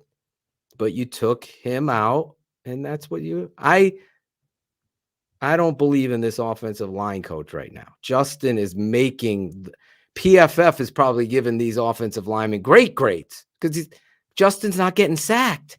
They made their – no. Justin is making everybody fucking better. Everybody except Equanimous St. Brown. Everybody else is getting better. Equanimous is on his own. I got a non-Bears question for you, Kenneth. How long before Jim Irsay makes JJ Stankovitz the starting quarterback in Indianapolis? Shout out to JJ. Listen. Shout out to JJ. Listen, man. Listen, you gotta love the kookiness of some Jim. Like my fantasy team for like the last 7-8 years is the Rolling Ursays, right? So like you have to like just wonky batty. I'm in the craziness of, and mind you, this is the weird part. You don't know these people on television, right? You don't know what they do in their home. Y'all guys don't know what I do in my home, right? Right. But I as a person, I like Jeff Saturday. As a head coach, are you crazy? I said you went. We had JJ on once he was up there and talked to him about, and that seemed like the most stable franchise with where they were. I think myself, and I know some people agree with me, I think Ballard gets a little overrated by a lot of people in the media. He gets a pass. He gets a pass. Yeah, absolutely. Yeah. I said, it's. I had a picture of Baker Mayfield that said, see you next season, Indy, because they'll recycle another guy up there probably. But I just can't. They were pretty, like a one dude away type team. Mm-hmm. And now I'm like, holy moly. And I said, you wonder, are the Bears going to go shopping there with some guys? I told Zorich, I wish I did this show on the Indianapolis Colts. I'd be fucking their head coach this week. Yeah. But it's crazy though. I mean, Saturday, the last game he coached, what'd they say? Was it 2 years ago, 3 years ago? And they won like 5 games or something like that. And now he's the head coach of the Indianapolis Colts. No, we'll see. Maybe it's a story. I'm not going to sell out Jeff, but it is the weirdest thing I've ever seen. It really is. I mean, it's the context that Shane put it in was excellent. You were talking about a franchise that all of us envy for the most part because you were like, man, if they had a quarterback, who could really stop them? First of all, I only see why you would do Frank Wright like that. You have a good coach. The problem sometimes people keep thinking is like you could just keep finding good coaches. No, you can't. You may be on a coaching carousel for the next 7 to 8 years with 2 to 3 different guys filling in that position because a guy that worked had a bad year. When you see why it's your general manager's fault he has a bad year. All right. Like now, I'm not saying that he didn't sign off on Matt Ryan, but you guys never putting in trying to draft a quarterback is the reason that you're here. Yeah. Even if they would have went and got Davis Mills. I'm not the Davis Mills guy. Let me lead with that. I'm not the Davis Mills guy. But if you would have gotten him a young, able-bodied thrower and raised him up, trained him up, you always don't need the greatest and the best. You need guys that are a little bit better than Jimmy Garoppolo if you got everything around them to take you to the next level. Like, why would you toss the coach out when you know what's wrong with this? It's not his fault that it's not his fault Andrew Luck retired. All right. It's not his fault that Andrew Luck retired. Yeah. I mean, if I'm Matt Eberflus, I'm picking up the phone and hiring Frank Reich as a consultant here on this staff. I mean, the connection is there. You see that happening all the time. I mean, I'm sure he might not want to have him over here. Oh, well, the thing about it is then you're covered. you don't know how If you're leaves, damn you right. already That's got what I'm. the guy right there. That's what I'm saying. You know, if this offense continues to expand and great point, score points, you got your guy in house and just turn it over. And there's Insert him already right in the there. relationship there. And that's something that's also not Bears like, looking ahead and Down having a the guy. road. You know, that's another thing that I should have brought up. And I said back in the day, you know, the Bears would discover Marcus Robinson and everybody would go crazy and bonkers, and then he'd get hurt, and then you're like, wow, who's next? Who the fuck is Macy Brooks? You know what I mean? That nobody would know the next dude. But I said, now you see, they had Darnell Mooney, now they have Chase Claypool, and if Valus ever wants to wake up and catch the freaking football, you know, we'll see. But talk about that, Kenneth. What's your thoughts on that? I did not like it. I was very vocal draft night. I did not agree with the draft pick. I would have never taken him at 71. Didn't like it then, didn't like it now. But I mean, you cannot. He's having mental hurdle, dog. They DNP. One, I'll say this: it tells you about the connection, in my opinion, between Eberflus and Eberflus and Poles, because that's Poles' dude. Yeah. And they were like, "Look, one, we're going all in this offense, and he's not one of the best guys, and we can't use him on special teams right now. Healthy scratch, right? Yeah. You can't. It'd be different. Think about it. If he wasn't muffing everything left and right." You could still say, okay, he's our returner, and we can run a jet sweep with him. Even though by now I hope the opposing team sees it coming, but you can do that. You know what I'm saying? But you could take advantage of him. If you can't use him on special teams, he doesn't have a complex route tree or grasp of what this offense is right now. I mean, but I'll say this too, and Shane, and I won't say that I didn't like the draft pick because I didn't know enough about the kid, to be honest with you. But I think sometimes people think that all these draft picks are gonna get better at the same time. No. And like one, he may just be a miss, but everyone's not gonna come. And by the middle of the season, now you're starting to see, okay, they can ball out. No, there's going to be a guy that it takes longer, let alone he was hurt during training camp and during the beginning of the season. So we know he doesn't got reps. You can mental rep it all you want. This is the pros. You have to get out there. You know what I'm saying? You have to feel it. You know what I'm saying? And also the offense has changed with how they use Justin. So look, he better, and he seems like a good young man. He better wake up. And this, I think another thing too, it's bad when it gets conflated because at first it's a muff punt. Then you do it again. Now I'm starting to get worried when that ball is up in the air coming to me. Now I'm in my own head, right? Yep. I'm not doing what I naturally do. I'm not reacting the natural way. I'm fearful. You know what I'm saying? So man, he needs to wake up. But I'll say this. One of the best parts now, and we weren't going to count. We stopped waiting and counting on him by week 4 and 5. Yeah. But I hate to say it, we don't need him. It would definitely be good to have him because the kid is fast as you know what. All right, like that speed is something. But as of right now, he's not a receiver just yet. You know, let's just be honest. He's not a receiver just yet. But I hope he comes along because he can be a weapon you can use. But yeah, he's underperformed so far. Yeah, the thing that just disappoints me is he just looked completely lost, even catching a punt, knowing where to know if to fair catch it. I mean, how many games did we watch? You would just let the Phil's like, go catch the ball. Right. And he would just let it go over his head.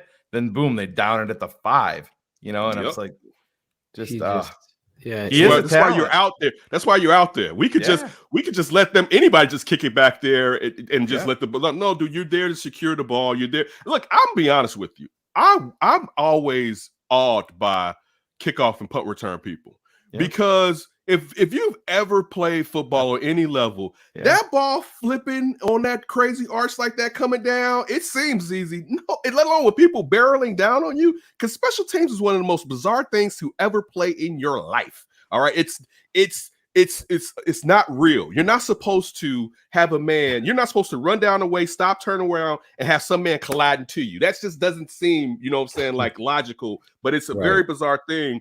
But again, man, look, we'll see. Hopefully, you know what, guys, don't send me out on a negative note, Shane. I'm sitting here, my grin is gone. Right, like I want the enjoyment. Like we keep you happy, man. We're gonna keep you happy. But don't send me out with negativity, guys.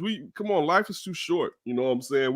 We're enjoying this Justin drink. You know what I'm saying? Thinking about the future. Did you want to talk about the White Sox new manager? No, you know what? I'm going to be honest with you. Let me be honest with this. So I love baseball. Will stomp your heart and it will pull you. Yeah. It will hurt you because it's so time consuming. It is so time consuming. This season, I was like, the Sox didn't do what they need to do to really, because people are like, yeah, there's a chance. No, it's not a chance. They didn't do enough, right? So after football, because football consumes our life. When I finally got to, I could kind of get into baseball. I started watching. I was like, you know what? I'm not locking in this year. I said, I'm not going to lock in because you're not going to do it to me. You're not going to do it to me. And listen, and I know you guys see it. White Sox Twitter is some of the worst. I'm not to say they have great people over there, but man, the pain that they go through is crazy. It's like, damn, man, like you're still going because I shouldn't talk that crazy about the White Sox since you ended them on another bad note, Shane. You just do it. Like he's just trying to stick that. Well, I had to pick him up from the 10,000th time we're talking about Tevin Jenkins going to left tackle. Well, okay, let me say this. Because Shane, and I'm with you when I'm saying it with when I'm talking about Tevin. This is the middle of the season. That would be very difficult. Oh no, I get it.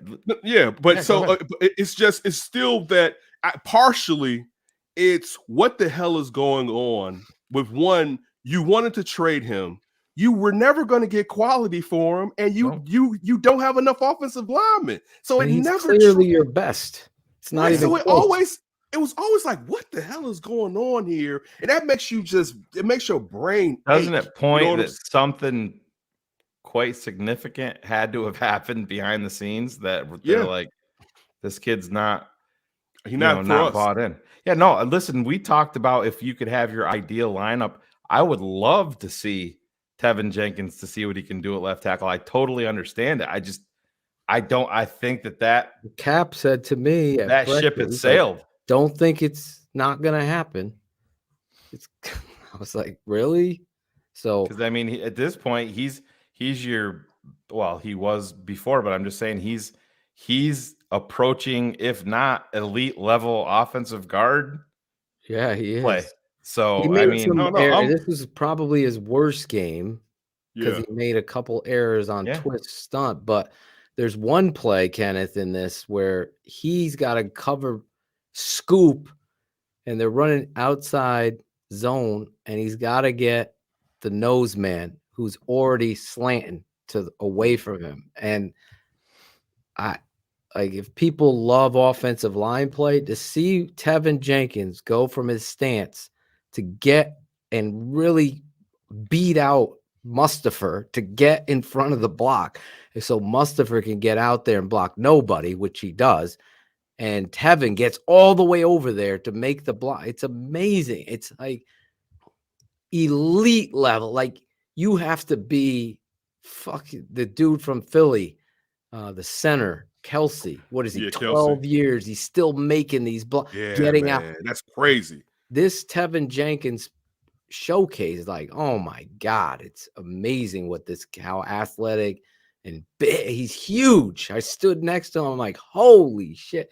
This motherfucker coming at you, blocking you, you're going down. He fucking takes one of the defensive linemen and just drops him, like picks him up and drops him on his ass.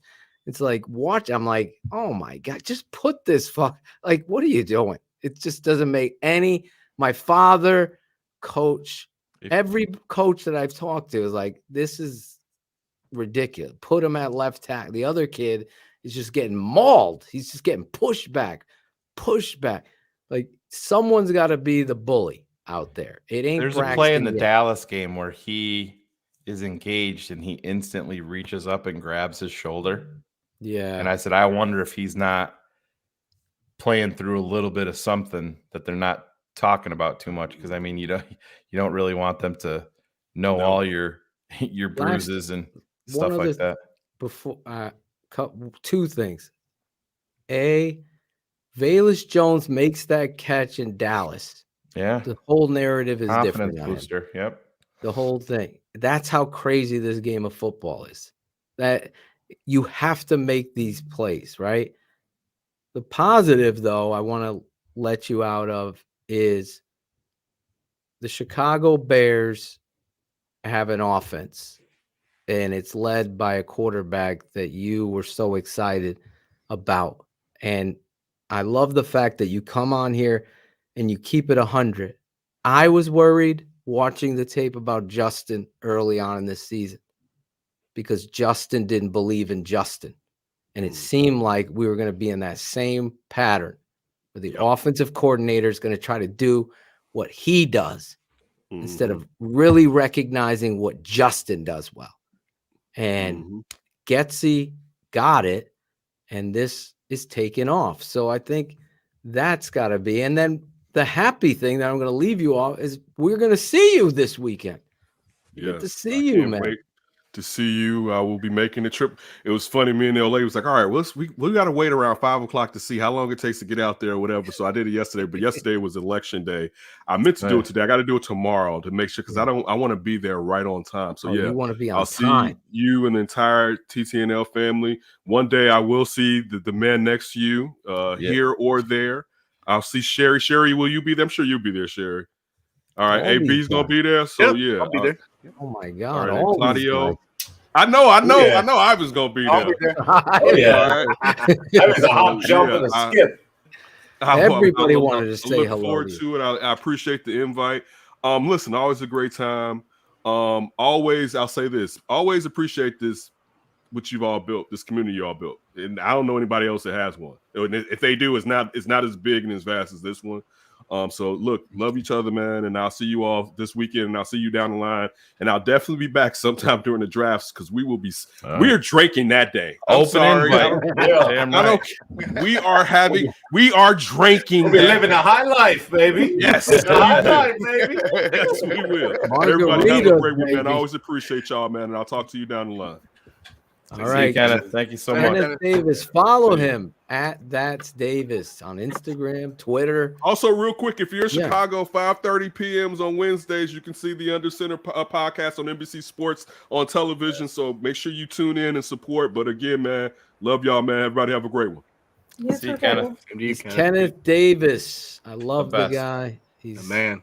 Just honest. I mean, he kept it 100. That's what did you think, Sherry? Sherry. I'm surprised you didn't say anything, Sherry. I was going to. I was. Cherie's happy. I'm happy. Oh, there it is. Gotta be Cherie's favorite drop. That's definitely Cherie's favorite drop. We'll all be there except the guy in the milk carton. He won't be there. Where'd he go? He left. Still looking for him. He's had the last night of soccer. Is that what it is? Scouting farmers market. Yeah, I think he said it. I think he said it this week was last week. It's last The week. last one. But then He'll be on BHL with you. He is. Yeah, I texted him today and I said, "Hey, what do you think about doing BHL with me on Sunday?" And he's like, "Hell yeah, I'm there." So I'm waiting for it. Bill. He's overwhelmed. Give me some fucking names. Every week we're gonna understand the fucking why. Names. Bears Hour Live will be live right after the Lions versus Bears on Sunday. If you're just joining us, should I make Jackal do the DDP rant, Phil? Well, yeah, okay. I just want to tell you. Okay. I think the Bears could have played better today. Okay. I love it. I fucking love it. It's what he'd say. The Bears won. I live for the day that I could do a Super Bowl Bears winning rant. I think about that. Oh my God. I don't even know if you. I don't even know how I think we'd all be a fucking hot mess. I mean, everybody. I mean, just, I'm not even sure if we could hit the go live button. I mean, we partying in the streets with the live button. Oh my God. Oh yeah. It's gonna happen though. It will. It's gonna happen. Yeah. It's definitely gonna happen. And listen, I love this team. I love the Chicago Bears. I'm just excited with what everybody's talking about. Justin Fields is turning this franchise on its head. He's improving, and that is nothing but fantastic for this franchise. Nobody said that he's arrived. The tailgate is Sunday.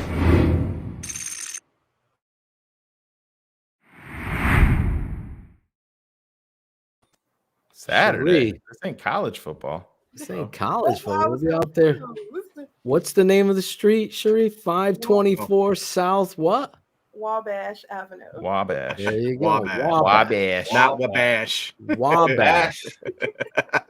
Wabash. You said Chicago, it. Illinois. We're gonna Wabash that ass. Is Bratcher bringing the bucket with his name on it with the 6 beers in it? No. 4 beers. No. 4 beers. Finally gonna meet Bratcher. Yeah, Everybody's can't got wait. name tags on, but Bratcher's got a tin bucket with his name on it and 4 beers. That's the house special just for me. This is gonna be a special weekend for TTNL. Obviously, Shane not being there is gonna be a letdown. 100%. Yeah. But Sucks. the show will go on and you'll hold down the fort here. It'll be amazing to actually meet Alan Bratcher. We got one of our best drops ever from last year's tailgate. Do we have it? Oh yeah, we do. Phil. Jeepers creepers. This one. Phil, could you hear me? This is your dad speaking. Can you hear me?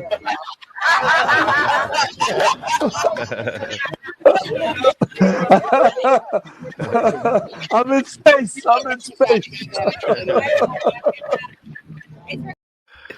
He was in space. Vargas shaved at halftime that game, right? He still had the- Oh man. Oh, it should be a lot of fun. We'll be going live on Sunday on Wabash, 524 South Wabash Avenue, Chicago, Illinois, celebrating our guy Bear Mysterio's birthday, as well as hanging out with Fats. Or is it Fat? It's Fat. Fat. Yeah, Fat. First and 10 tailgate. First and 10 tailgate. Yeah, We'll not be PH live there. Fat, You want to man. come out and join us? See Cool Kennedy? Drop some beats. How about Lawrence Fleming, the voice, who always does all the intros? He's a guy. All of that. I laugh Lawrence every will time be- when I'm writing the intros to send over. Yes. When I Lawrence is when gonna I say the text word- that out, when I'm texting it out, I'm performing Lawrence's Lawrence, vocals in my head when I'm writing it out, and I laugh every time. This guy, so funny. He's always like Bears fans, TTNL fans. Yeah. Get on up and give it up for the barber, Claudio. Get up out Yo. your seats and give a real TTNL welcome to Larry Mayer. Oh my god! I was contemplating Larry kept staring at me on the bus, and then he'd sit down. And If he would have asked you if you wanted an autograph, I would have pissed my pants. I told Jim the story of you. what And did- Jim's cracking up on the plane, and then I'm like, Larry knows who I am, and just How did he not hear that? I don't like people story? that don't just say hello. I've told Hey. that story 15 times on air. I You think never heard it. Yeah, that's so funny. Yes, TTNL. We're excited. We're coming out there. Shout out lunch with. We're gonna have dinner with Larison Friday night at a private function. I'm sorry, I have to say it. I'm excited. We're gonna have obviously Kenneth will be there and a lot of other guests of the show and all of the TTNL family. Bringing their fucking Carsonson's bringing his kids. Ivan's bringing his kid. I don't know if there's a breastfeeding room in Jim's 11 houses. 11 room. Me and Ivan were in Larison's house. Ivan's just looking around. He's just smiling like, I'm like, where are you? He's like, I'm in the den. I'm only over in the East Wing. The He echo. took a golf cart. I go, where are you? It's amazing. Of course, all of that's going to happen. And then Saturday, I don't know what we're doing yet. There's things on the table we'll discuss. we'll be in town. I'm bringing my family to town. I'm excited. My sons will see their first, not only Bears game, but first ever NFL game.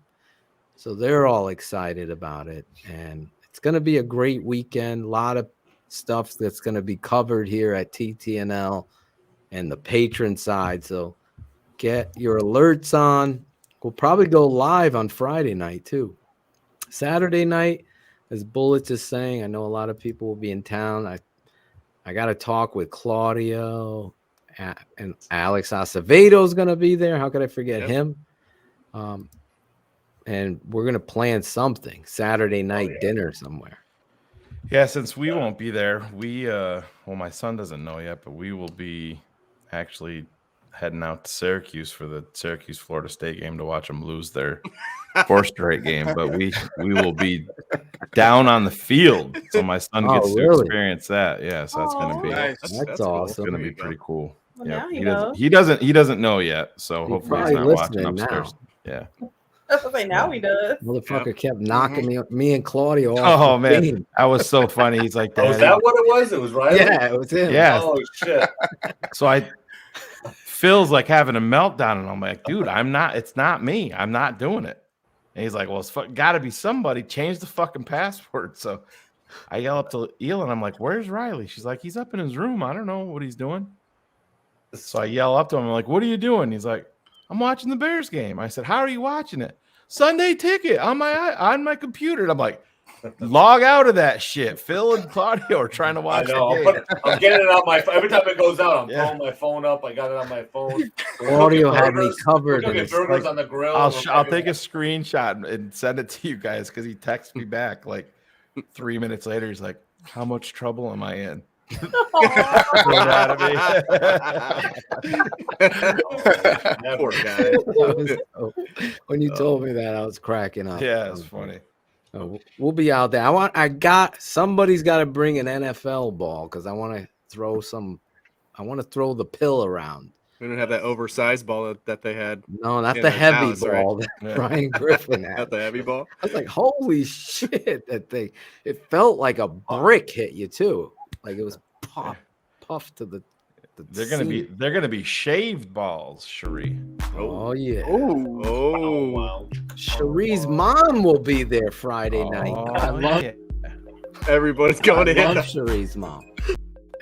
I'm not Everybody went for that one. I'm not talking about any moms tonight because Shane got in trouble for talking about mom. Oh yeah. Oh, Claudio knows what I'm talking about. Yeah. Gotta be a good boy. Gotta be a good fucking pussy. Oh, sorry. Go ahead, He wasn't Coming on the plane he after did the right Dallas, thing, Shane. you know, So I think mesmerized. You're welcome, Shane. I'm like directing Bratcher live on air. I'm like, clip that. I got another one He's coming writing too, don't shit worry. down. Yeah, I think there was 2 of them, right? There's another one. I've always said he's got a defensive lineman coming in his face. I was he's coming on trying the to plane. throw. I was mesmerized. He wasn't Coming on the plane he did after the right Dallas, thing, Shane. you know, So I think mesmerized. You literally play it one more time. Right at the end, you literally see my head move to say to Bratcher, clip that. Coming on the plane he did after the right Dallas, thing, Shane. you know, So I think mesmerized. I put it You're so about to go. close because Shane Clip almost that. immediately Oh my fucking God. said it too. I was like, God damn, Shane. Amazing. Don't miss a beat. You don't miss a beat. Yeah, who the fuck was it that told me I had? One of the listeners like DM me, and who the fuck was it? I forget now. He was always trying to bag on Phil, so he was always sending me. Oh, it was our guy, the retro movies guy. Yeah, retro guy. Yeah, he would send me joke these writers. clips. I love the Yeah, joke he'd send me these clips to bag on Phil, and then I wouldn't play it on the show, and he'd get all bent out of shape. He's like, "You lack comedic timing," and I'm like, "What the fuck? I am comedic timing, bro. What the fuck are you talking about?" Just like this. I know I'm short, right? That was the other one. Hey, I know I'm short. I've never hidden. Yeah, Cherie is gonna. We're gonna have a line. Cherie's gonna do free manscaping. As long as Cherie's happy, I'm happy. As long as Cherie's happy, we will get the mic over there. Get Cool Kennedy to play this "Feeding the Ducks" beat, so Cherie can. Yeah. Are you guys manscaped here at the tailgate? They actually have. Hey Bart, grab my lawnmower 4.0 out of the limo. Bring it over here. Jesus. They've actually got a DJ there already from Kiss FM. I think it's Eddie V. I think is his name. I'm excited. But he will take requests, I'm sure. I'm gonna have him play. He's got to play a couple TTNL songs. I'm sure he will. That's why I got Cool Kennedy there to play some of his beats. You're not gonna hold court like last time and have the DDP concert? No, definitely not. Gotta play. You gotta play. There's hope, guys. That's why I never sing it. I just word it. You gotta go all the way through. Silently word it because Shane's gonna drop you. How could you not go all the way through? You gotta go. He was waiting to get me, but he got you instead. Real quick. David Montgomery, because a lot of these blog boys, these fucking stat trolls, you'll see the fucking blog boys talking about this. Blog boys and haters. Trolls on Twitter, false manipulators. Oh yeah. Blog boys, haters, trolls on Twitter. There you go. Cherie is here. Not as a hater. She's a Manscaped believer. 100% support manscaping. There you go. Are you in That's a your bed cue. right now, Cherie? Model. Thank you, Shane. Yeah. Setting the stage. So I got bullets. you're like you got your like feet out in front of you, just She's got her feeding the laptop ducks. on her knees. I have a little desk that my mom put Oh, look at that. Fuck yourself. Show Here everybody I that. was trying to support. Oh, look at that. You're the smartest man, T. Damn right. Go to the swag shop. I want to see some smartest man swag at the Yes. If you have a smartest man tee, get over to the tailgate, take a picture with the crew. There you go. But Cherie, Manscaped 4.0. Talk about it. This is your cue. Y'all don't need to give me no music. I done got used to the music now. You can't Bart, hear where's it? my ball reviver? It's in the trunk. Manscaped. Get it out the limo, Bart. 20% off your order. Gary, where are you? Oh my Yoko. God. Yoko. Cherie got the wind machine on. My mama is like the temperature on hell in her house, so I need air flowing. Well, I need you. To You talk about can't hear man- the music right now? No, I can't. No? Well, it's on. That's weird. Oh, This I is can where hear. those headphones come in. Put a little louder there. Give her a little volume on the beat. You hear it now? okay, I got it. I got There it. we go. Oh, yeah. Oh my gosh. Welcome to Fresh Ball Fall. It's the season Hello. of pumpkin spice and making sure your crotch looks nice. That means sipping cider in a fall breeze and using Manscaped products to trim your balls with ease. That's right. Today's show is brought to you by Manscaped, a company here to make sure that your foliage isn't the only thing shedding its excess leaves. Even Mother Nature knows it's time to lose the excess clutter for fall. Join the 6 million men worldwide who trust Manscaped by going to manscaped.com for 20% off, plus free shipping with the code YOKO. Have I mentioned how much I don't like you guys? Yeah! Oh my God. Everybody that comes to the tailgate gotta verify that they're Manscaped. Oh boy. Whoa. Whoa. What? I'm kidding. Please don't pull that. Gotcha. Ivan's gonna have a long couple days getting ready for that. might take all Friday night to get that. I got it up. There'll be children there. Anyway, whether you're brand new or already with us at Manscaped, you can use the crown jewel of care for your family jewels, the Platinum Package 4.0. With this glorious package, you can align your entire hygiene routine all in one swoop.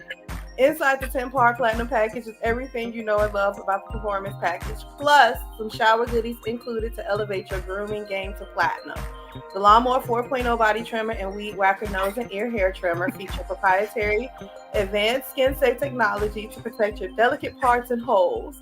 Both are waterproof so you can keep stinking even as the weather's changing. I can't look at you while you read it with your hair blowing. Really that bad? It's hilarious, man.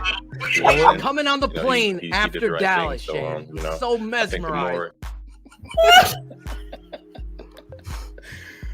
I don't have to turn the fan away. You can't see Bart off the side of the bed with one of those big leaves blowing, wafting her.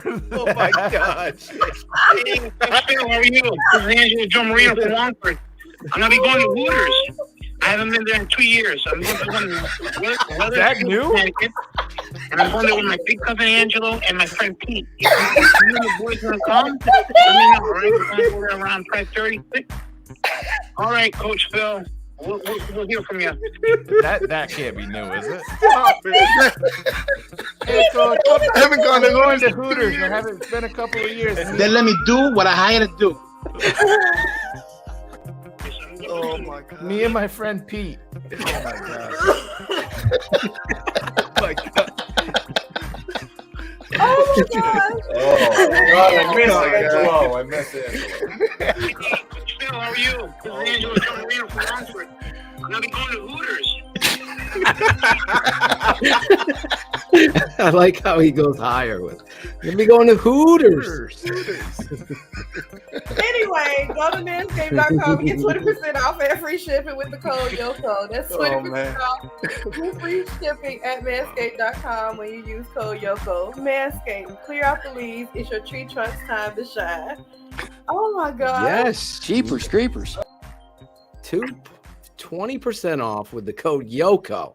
Exclusively here at TTNL.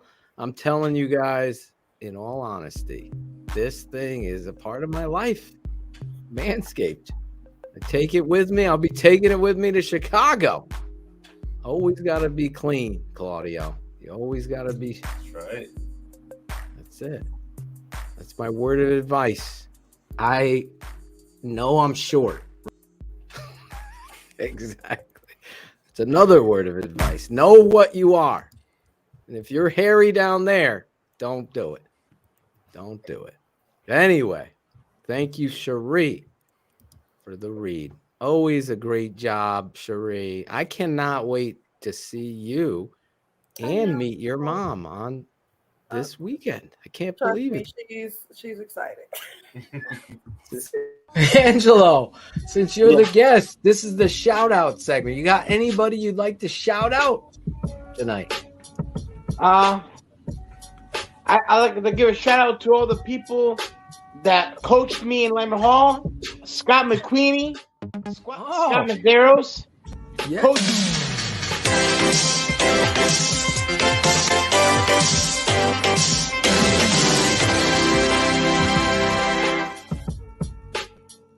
That was what the hell?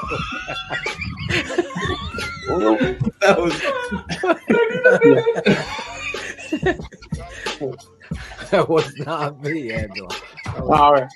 oh my God, Angelo. Yeah. I have no idea what just happened. That guy Shane is. That was the wrong button. He's a smart ass, that dude. Yeah. He's over there. That guy Shane. No, go ahead. Keep naming those guys up because I know all of them. All right. Stop. Oh God! I still to this day, That was other the than the bumper of that, I fucked your mom and your dad. That's obviously the money shot, but you just have to watch Claudio's face. Oh, dude, I lose it. Yeah, Dude, it's Angelo's so face Oh is my God. hilarious. He just like No, When he's because like- I saw your face before you did it. I didn't know what you were gonna do. You And I'm hear like, him- he's you gonna see fucking here- do something. You And, hear oh, Angelo go, all right. Yeah. You fucked my mom and my dad. I wonder why he doesn't want to. Just watch Claudio's face when he realizes what's going on. It's the fucking best. Angelo, since you're the guest, this is the shout out segment. You got anybody you'd like to shout out tonight? I like to give a shout out to all the people that coached me in Lambert Hall. Scott McQueenie, Scott Medeiros, Coach.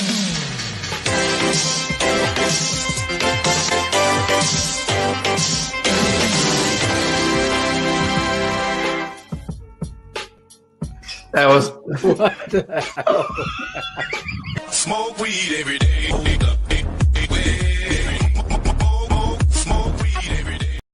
There he is. Oh my god. Jesus, dude. Claudio the Barber. Angelo. Classic moment. You hear how uncomfortable Angelo is. He's like, We will be live. Claudio, people are going to be bringing you spliffs and blunts. I know. Are you going to pace myself? You got to pace yourself. I'll help you, Cars buddy, is don't bringing worry. gummy bears. I don't know. Me and Ivan got your back. Yes. I'll help you as much as I can. Yeah. Yes. what are you guys gonna do when Phil shows up with Angelo? Probably That would die be the laughing. best. Oh man, I lose my shit. My God. We need Angelo back on the show. Back on the show. But before we get him back on the show, Nerd alert! yes, anyone wondering, I know he's got a contingent of fans. He will be out there. You will be. This Sunday at the Tailgate. If you want to meet Bears Nerd, he'll be with us as well. In a one piece. Yeah. Wabash. South Wabash. You're getting better every time, in Phil. Chicago. Can't wait to get over there, hang out with all you peeps. And we'll have a lot of fun breaking down the Bear. We'll have a couple surprises for you when you get there.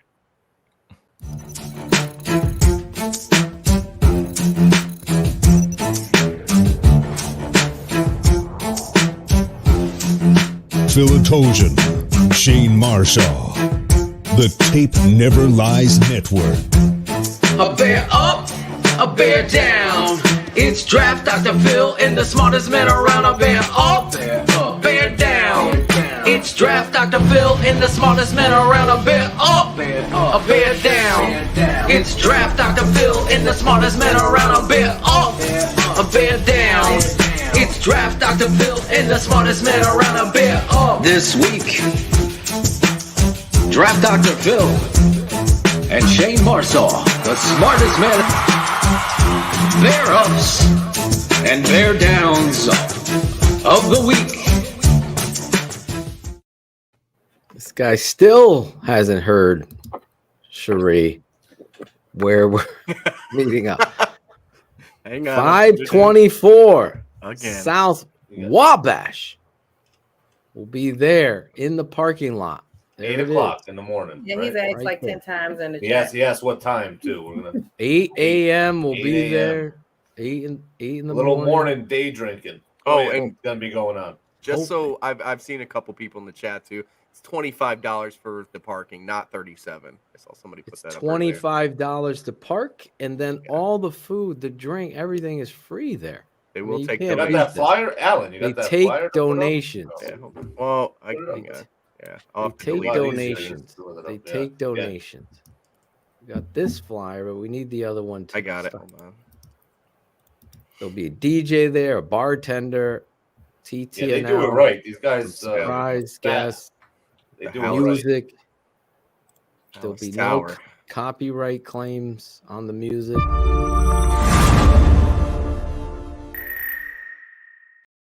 Yes, the tape No never copyright lies. claims. This is their El flyer.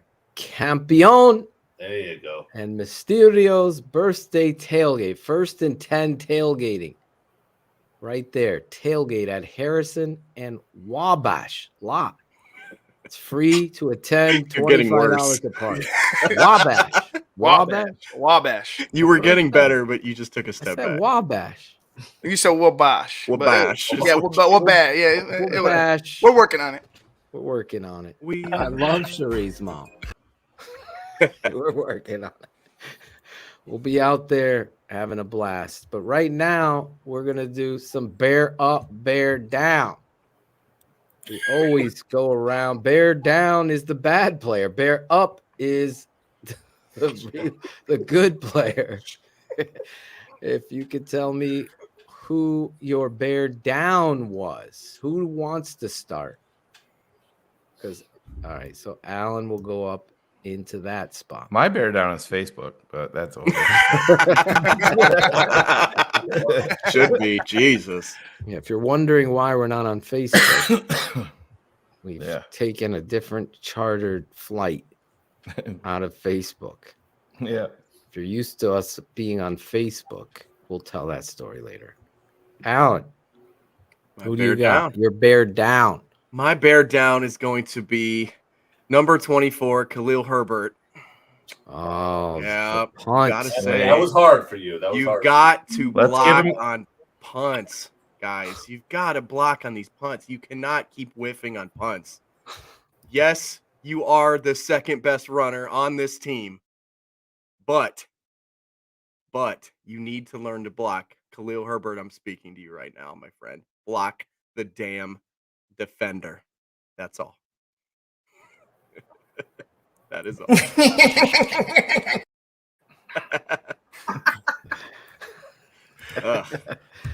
There you go. Bear down, Khalil Herbert. I Proud like of you, it. Alan. Man, I'm proud of you. Too many missed blocks this year for him. Hey, there you go. Yep, I like it. Zorich agrees. Yeah, you gotta make that block on the edge. You gotta sell out and put your body in there. I kind of agree with what Shane said on BHL. I blame the coach too. Yeah, he struggles in pass pro, let alone now you're gonna put him on bunt edge block. Yeah. Oh man, talk about a turning point in a game. Sucks. Yeah, that's why our offense outscored their offense. End of the day. Yep. You take that off the board.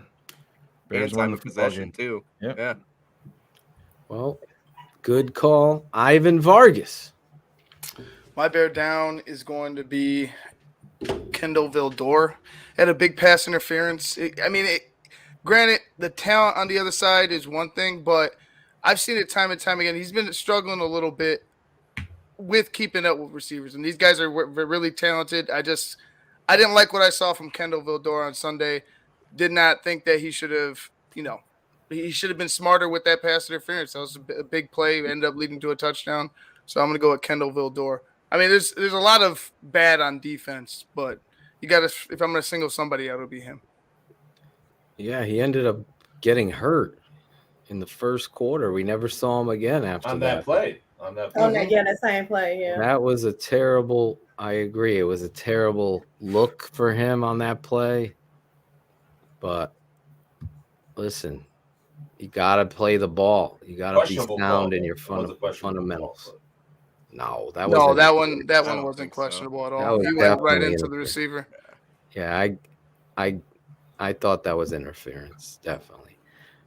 Although the NFL, if you're just tuning in, has apologized to the Chicago Bears for the Eddie Jackson call, as well as the non-call against Chase Claypool there on 3rd and 10 at the end of the game with 1 minute and 38 seconds to go. Thank you, NFL, for telling us what we already fucking knew. Yeah. Get some accountability on these fucking guys. I could still see the fucking face of this guy standing there as if it didn't happen. Like, how? It baffles me. It makes me question the integrity of that guy. Makes you question the integrity of that official, because there's just no way you didn't call that. In that moment in the game, you got to make that call. But anyway, Cherie, your bear down. I'm gonna go with the easy one, the one everybody pissed off at, and it was heartbreaking to be there live and see it. Thank you, Jim, for the tickets. But yeah, it was heartbreaking seeing it live, because you just knew, like you guys were saying with KD, you just knew that we still had a chance to win that game. We never fell out of it. So EQ is gonna be my bear down. Oh my God, absolutely. That was my number one bear down. He's been great. He's setting the edge and blocking, but at the end of the day, the wide receiver position starts with the title of the job, receiver. You catch the fucking ball. If I wanted 16 blockers out there, it would be a different game. At that moment, that's what every kid dreams about. He's in the NFL. You're getting paid to do this. 100%, Larison. We all love Cherie, and I love her even more, even if she was stealing my bear down. It was a great showcase, Cherie.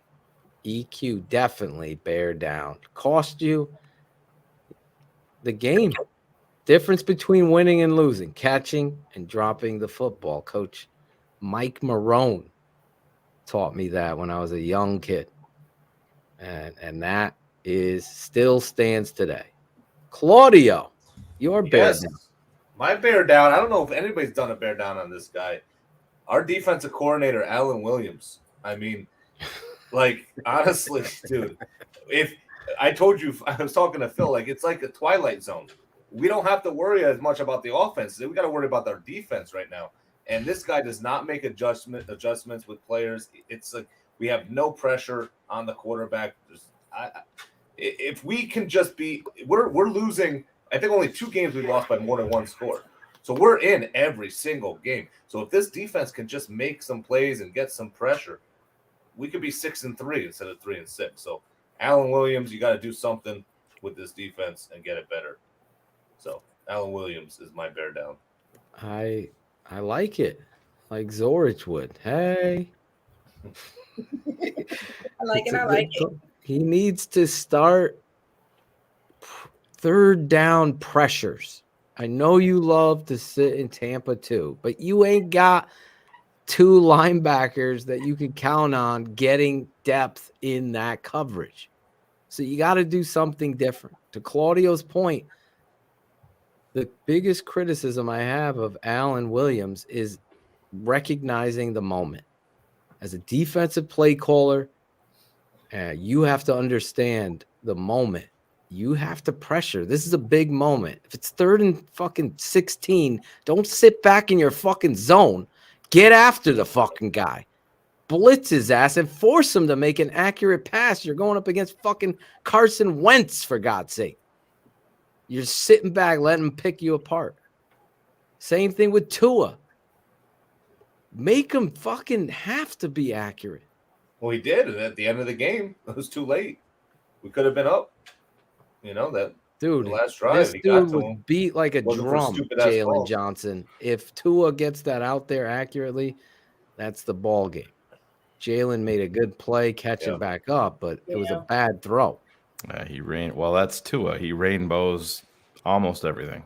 So that's what I love about the game of football. It ain't Madden.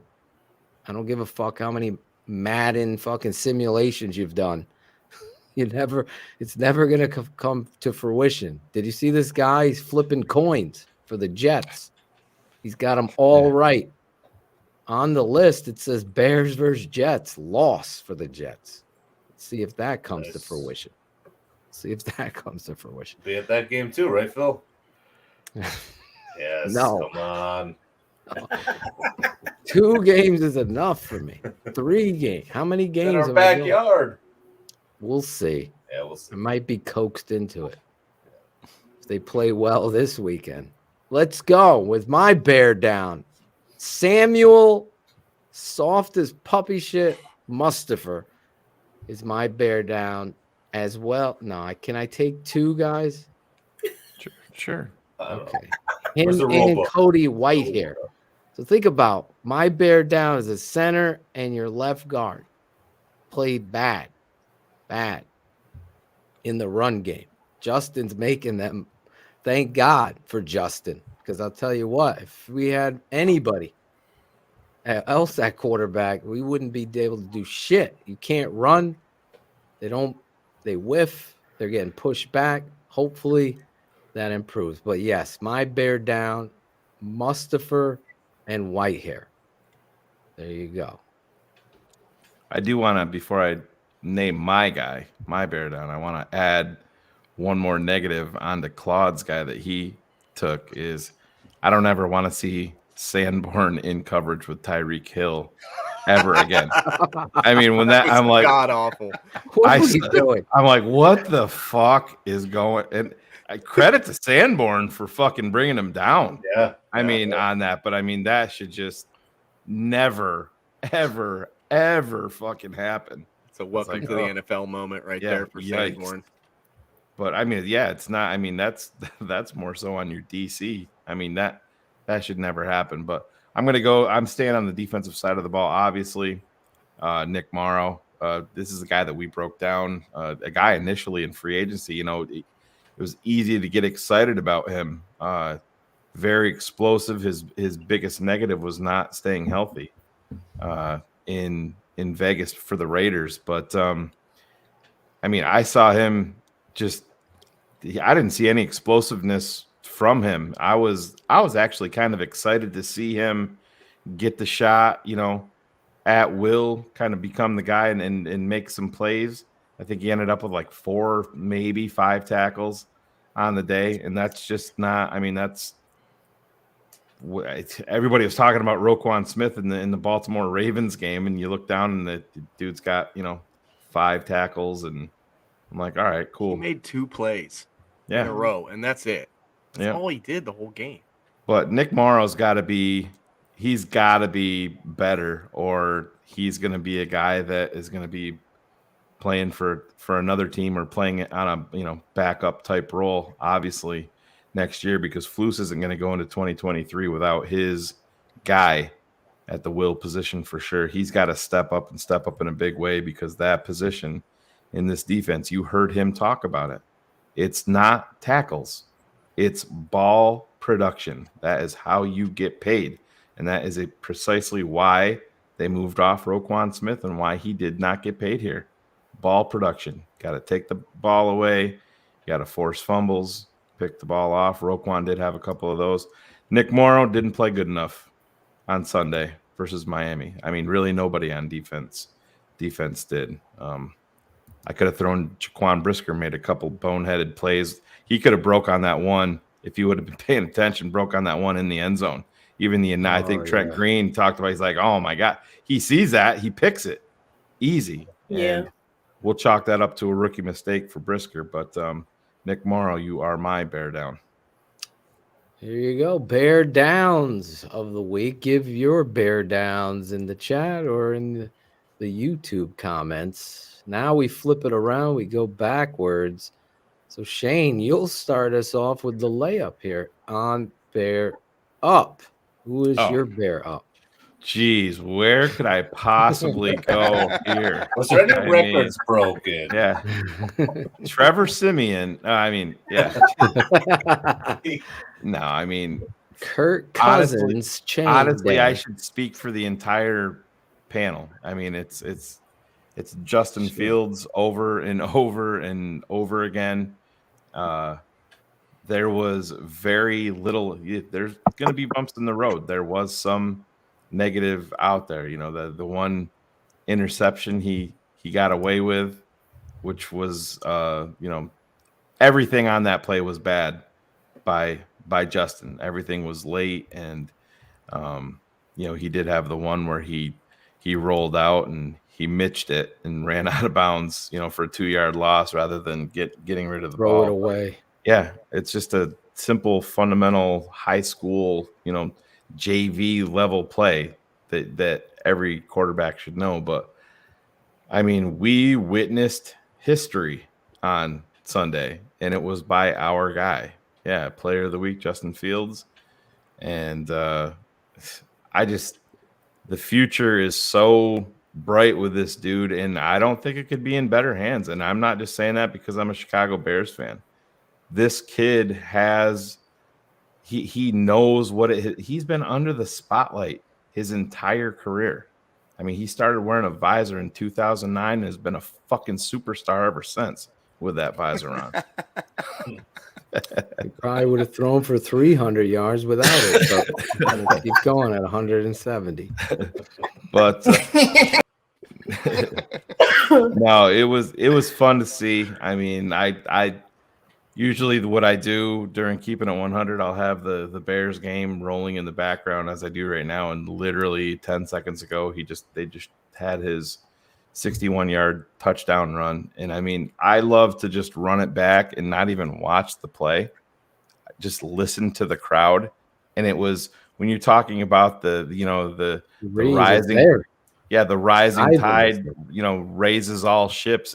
You could feel the fucking swag coming back into the fan base, and that's what we haven't had forever. Like, we're starting to have a dude now, like I said, and I know Phil brought up Madden, but that's how you become, a team that everybody knows that people want to see. He's going to be must-see TV for non-Bears fans. Oh, shit.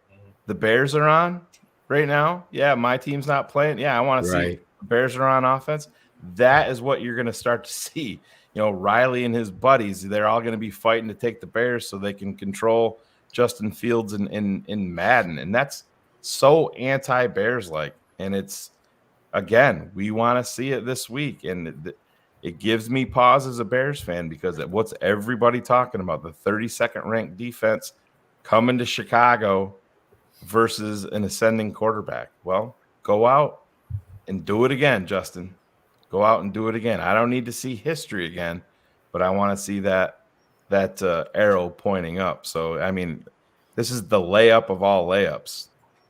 Justin Fields, you're my bear up. There you go. Well said. No doubt. Kid is a baller, and he's created an excitement around the city of Chicago, but really all over the NFL. And we all know what's going on with Justin Fields. Let's just continue to watch the growth and enjoy it. So do you want to just skip the rest of the bear ups then and go straight to Claudio's? I mean, I don't know how else. I mean, there's some the only guy I can give is Cole Kmet. Yeah. I mean, Darnell. Well, if it got to me, I was going to say Darnell, but there's like three guys that you could really. I was right. Exactly. Then Darnell had the big catch. Cherie was going to go with who? Eddie Jackson getting fucked by the NFL refs. But he was all over. Eddie made a violent play, getting pissed off. I love to see that. Ivan, since Kmet, Mooney, and Eddie are off the table, who would probably you went with Claypool, maybe. There you go. And now Ivan went with Claypool, and now Alan Bratcher. Might as well take Monty. Yeah, Luke there you go. Playing a great game. Again, keeps developing. There you go. Luke Getsy. Look, we did it real quick. Hey, cut it out. What are you talking about?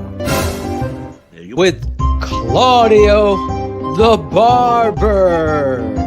Hey, you gotta let me talk, Phil. Hey, you gotta let me speak. And Claudio is gonna be bringing a new sense to Keeping It 100. It's Cut It Out with Claudio on the Tape Never Lies Network. There they are. There he is. There they are. I love your Italian accent, Phil. It's Yeah. spot on. He's got to do what he's got to do. Gotta do what you gotta do. And right, you got to let me speak, Claudia. So, all right, let's start with this one here. So, these are two drops. Claypool did have a good game, but this play, if you remember, be a big one. this could have been a huge thing. And this is a cut it out is more for the people that are ragging on Justin Fields for not having more yards, right? There's people ragging on him saying he didn't pass for enough yards. Well, if Claypool catches this, he's probably going for 40, right? Right. And obviously EQ at the end cut it out on him for not catching it, but also another play where he would have had some more yards and the drive would have continued. So that's a cut it out really for the fucking blog boy motherfuckers. So cut it out. There you go. And this one is a mashup. Hopefully we can see them all here. So I know you guys said the Vildor one you thought was questionable, but if you look there, the ball's not even there. He's not even touching the guy. I thought it was questionable. But then you got the Eddie Jackson. So on the top, you got the two calls that I thought were fucked up. The Eddie Jackson's not a pass interference. And then on the bottom, you got the intentional grounding, right? Oh, that my was God. Obvious intentional grounding was not called. And then the next play was the fact that those refs let that intentional grounding go. Yes. And if you remember, the next play was the Eddie Jackson pass interference. Yep. So he's engaged right here. Yeah. Yes. He's engaged Exactly. to block. Yeah. He's So not a if you receiver. don't know what Phil's talking about, the guy above Tua is a running back, Ingold, I think his name is. He's engaged in the block. So they're trying to say he's throwing it to him. I mean, cut it out. Clearly, this happened with Dak in Dallas too. They fucking clearly Gibson had a sack, and they fucking allowed Dak to just throw it into the ground. I'm like, Larison got fired up. I never heard him yell like that. Who's he throwing to? Larison got fired up. Exactly, Jim. That should have been intentional. And then again, it's ridiculous. Yeah, no. So this is obviously the refs cut it out on a hole here, but obviously the Claypool right there, that is the play that we all know. We all seen it. It's all bullshit. They apologize. The fucking ref is sitting right there. I don't know if he's like auditioning. He's getting ready to be the fucking royal guard or something. He's just standing there. Didn't fucking move. Like he's like, no, it's not a penalty. I'm not fucking going for my flag. Like, I don't know. So cut it out. He's just sitting there. Like, listen, honestly, I've been saying this for a long time. I don't know if you guys agree with this. I think just like defensive players get fined and in trouble for making hits, which is their job, right? And sometimes they make mistakes, right? So I think refs, there should be something where if you are making bad calls that you have to apologize for. There should they should be removed from there should be a being able to be in playoff games or they should be Super moved Bowl now. or absolutely. You got to question the integrity. Yeah, I mean, knock them down a level, make them go referee a Notre Dame game or something like that. I got a way better view. Shots at fucking Notre Dame. I cut it out. That's Notre awesome. Dame, man, they stepped up. There it is. There it is. That's I said what it was. It was the prom date. It was the prom that date. was our guy, Albero. How do you? I always fuck up his name, Albero. He tweeted that out. That was some funny shit. I'm like, I even said it in my video. I'm like, it's like a fucking prom picture without the parents taking the pic on the field. He's like hugging her. Like, come on, it's not hard. I mean, the other thing I think is if this call happened in the NFC Championship game, right? They would be making changes to the rules because of this call. Right. They did it with Buffalo. They changed the overtime rules because of the Buffalo-Kansas City game, right?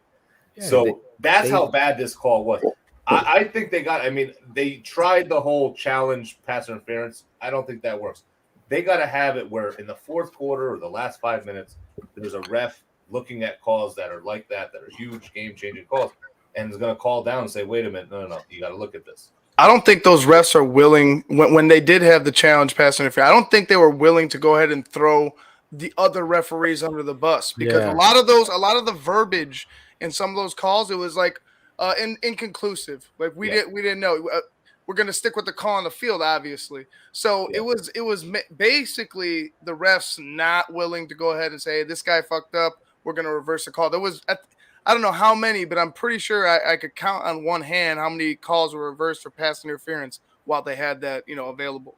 Yeah, this has to go to almost like the concussion with the doctor. It's got to go to a neutral party that's proficient Only in the the end of the rules. game. Not in the first quarter or second quarter. Only the end of the game, fourth quarter, whatever you want to do, last 5 minutes, because that's huge. It's just huge. I guarantee if this happened in the playoffs, there would be something come of it. But well, it's not. It's happened too many times to the Chicago Bears. I'll tell you that, and it needs to be addressed and changed. There has to be some rule. And I think you do have to go to reviews, but you got to alleviate at that time. If you remember, who was it? That guy, remember, if you look right here, and he's talking about Zach Miller. Zach Miller had what the fuck was that guy's his name? leg broken and mangled. Still a touchdown. Hung on to the football, and this fat fuck is trying to show fucking smoke and mirrors from fucking the grassy knoll. It's like, it's clear as day. You can see right here. You couldn't see shit. He didn't catch it. It hit what? I got the fucking balls in his fucking chest, you fat fuck. What the fuck was his name? That's gonna drive me nuts now. I want to say Lou, but it's not. No, it wasn't. It was. Hi. Every week, Al. Yeah, there. Hey, Gordon's got I'm Al River. Zero was first. Yeah. Hello. I'm Al River. He sounded like a fucking robot. Yeah. Remember Bart Simpson? Actually, they put Al River on him. That's the fourth episodes. Bart reference we've had tonight. Was it? Yeah. Hey, I'm Al Riveron. I'm the head of officiating, and I'm terrible at my job. Oh my God, Riveron. You got to have people like that out of it.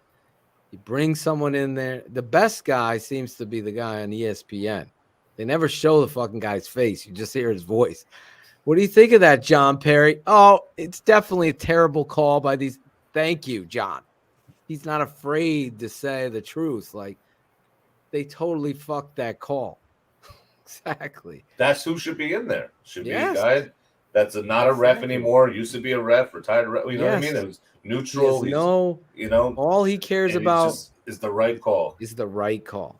That's it. Yeah. Perry would be my guy. Let's go, NFL. He's in charge. Get it done, NFL. Get it done. You got the mics louder in Hallis Hall.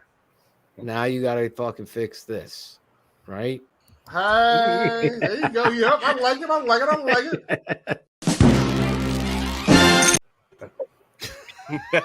gonna do it when I see Chris in Chicago. I'm gonna do that. Be like, hey, Chris. Hey, I like it. He hates. It's not on the script. It's not on the script. So the Chicago Bears tweeted out a little while ago. Says, anyone up for a road trip? The first ever in-season episode of 1920 Football Drive drops tomorrow. Nice. Oh, will it be me and Dallas?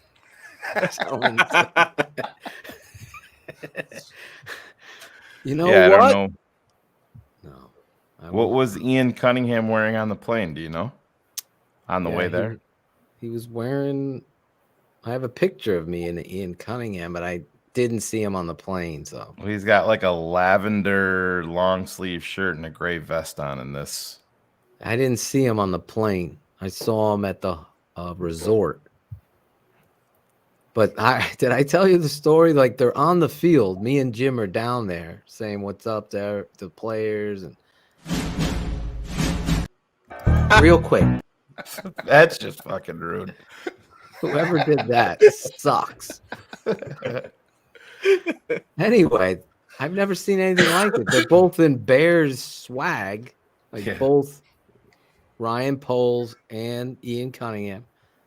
They all of a sudden Pam Oliver's there, and they leave and they come back and they've made an outfit change. They're in fucking suits. Yeah. looking sharp. The two of them. I never saw anything like that. I go, well, is this the Emmys? Did they make a fucking costume change? It's crazy. Anyway, fuck it. We're gonna do it live. That's it. We've said it all, right? I think so.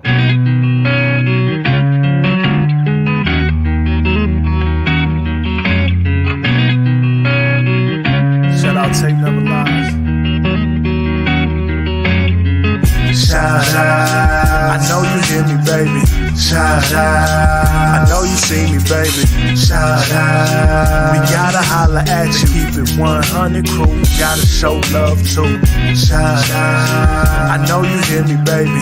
Shout out. I know you see me, baby. Shout out. We gotta holler at you. Keep it 100 crew. Gotta show love too. From the fans in the stands to the follows on the gram. Thanks for your support, showing love in the DM. We stay Spencer strong, fight together till the end. Now it's time to shout out worldwide friends and fam. The network that keeps it real, 100 crew. So many in the world that I gotta show love to. For some this part signal show is at its end, but for me it's so important to thank the charter members and the fans.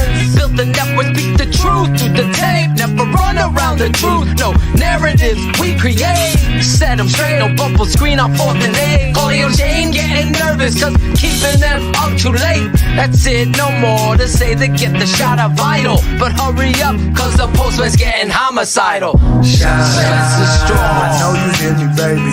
Shout out. I know you see me, baby. Shout out. We gotta holler at you. Keep it 100 crew. Gotta show love too. Shout out. I know you hear me, baby. Shout out. I know you see me, baby. Shout out. We gotta holler at you. Keep it 100 crew. Gotta show love too. The network that keeps it real. Sense is strong.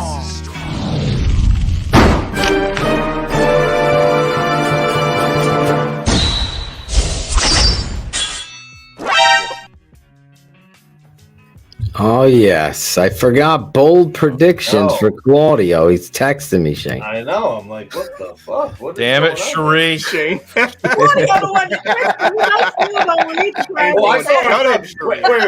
the shout You're out so music fucking close. When the shout out music, Cherie goes, huh? What's going on? Come on. Shout out. Cherie put in the private chat bold predictions, and I just wrote back, "Shut up, Cherie." I don't read the private chat. She's right. There's 10 messages in there. It says I haven't read one of them. I have no idea. Let's see. I'll read them to you.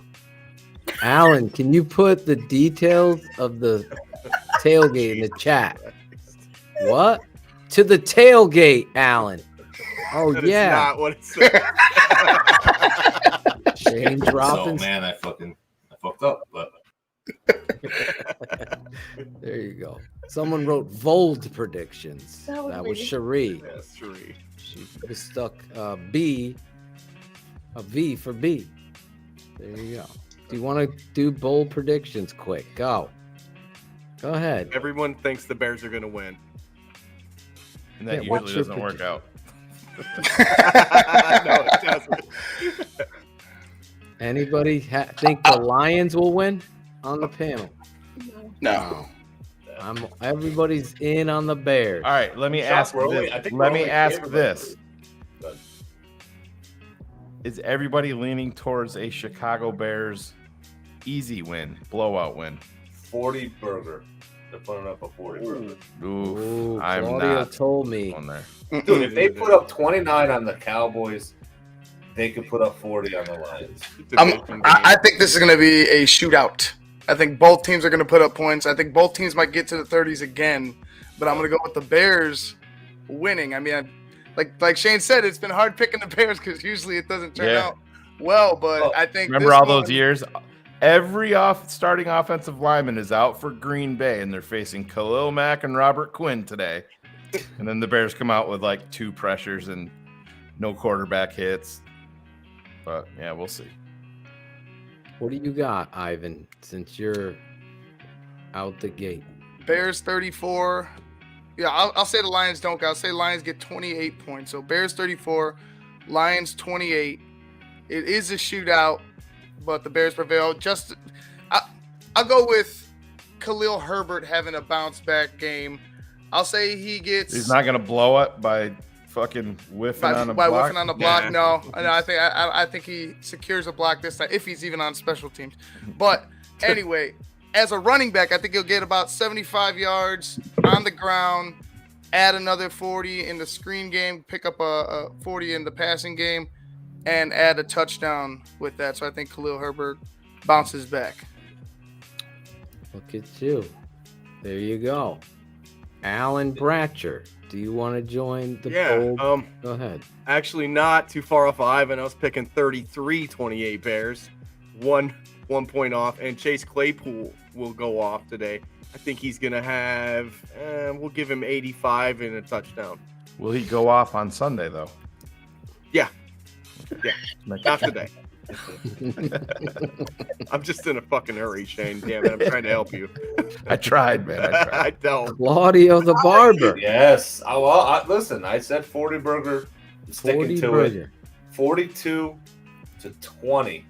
A fucking rare blowout for the Chicago Bears. I mean, I can't see this offense regressing, especially against literally one of the worst defenses in the league. I just can't see it. And they don't have a Tyreek Hill. Tyreek Hill killed us last week. They don't have somebody like that. So I think we'll be able to, I don't think they'll be staying with us totally. St. Brown's brother. He's been tough. He's good. No, he's good. No doubt. Brown, yeah. No We doubt. have our just say no to drugs kid section of the show. Ron Rizzle, Bears 55, Lions 12. Is that tape? Justin Fields That's 6. Bears. Every time I go over Phil, Avon 50-17. Bears 85, Lions 0. I asked Tate. I said, Tate, what's your prediction? Oh, Bears are winning. I'm like, what's the score? Oh, 57-2. That's like 6 games worth of scoring for us back in the day. Tate. I love it. But my bold prediction is our new guy, Claypool. I think he will have 100 yards and a touchdown. So 15 more yards than what I gave him, right? Or no, 20. There you go. Cherie, what do you got?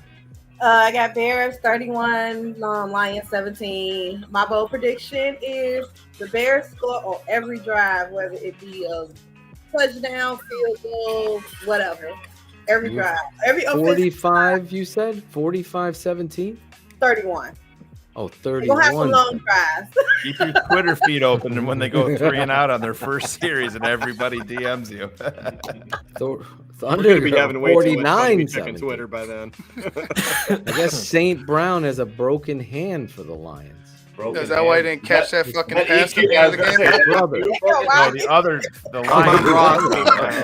Lions. Which St. Brown are we talking about? I'm on Ross. Oh, okay. EQ. I think he's saying EQ. It's the good St. Brown.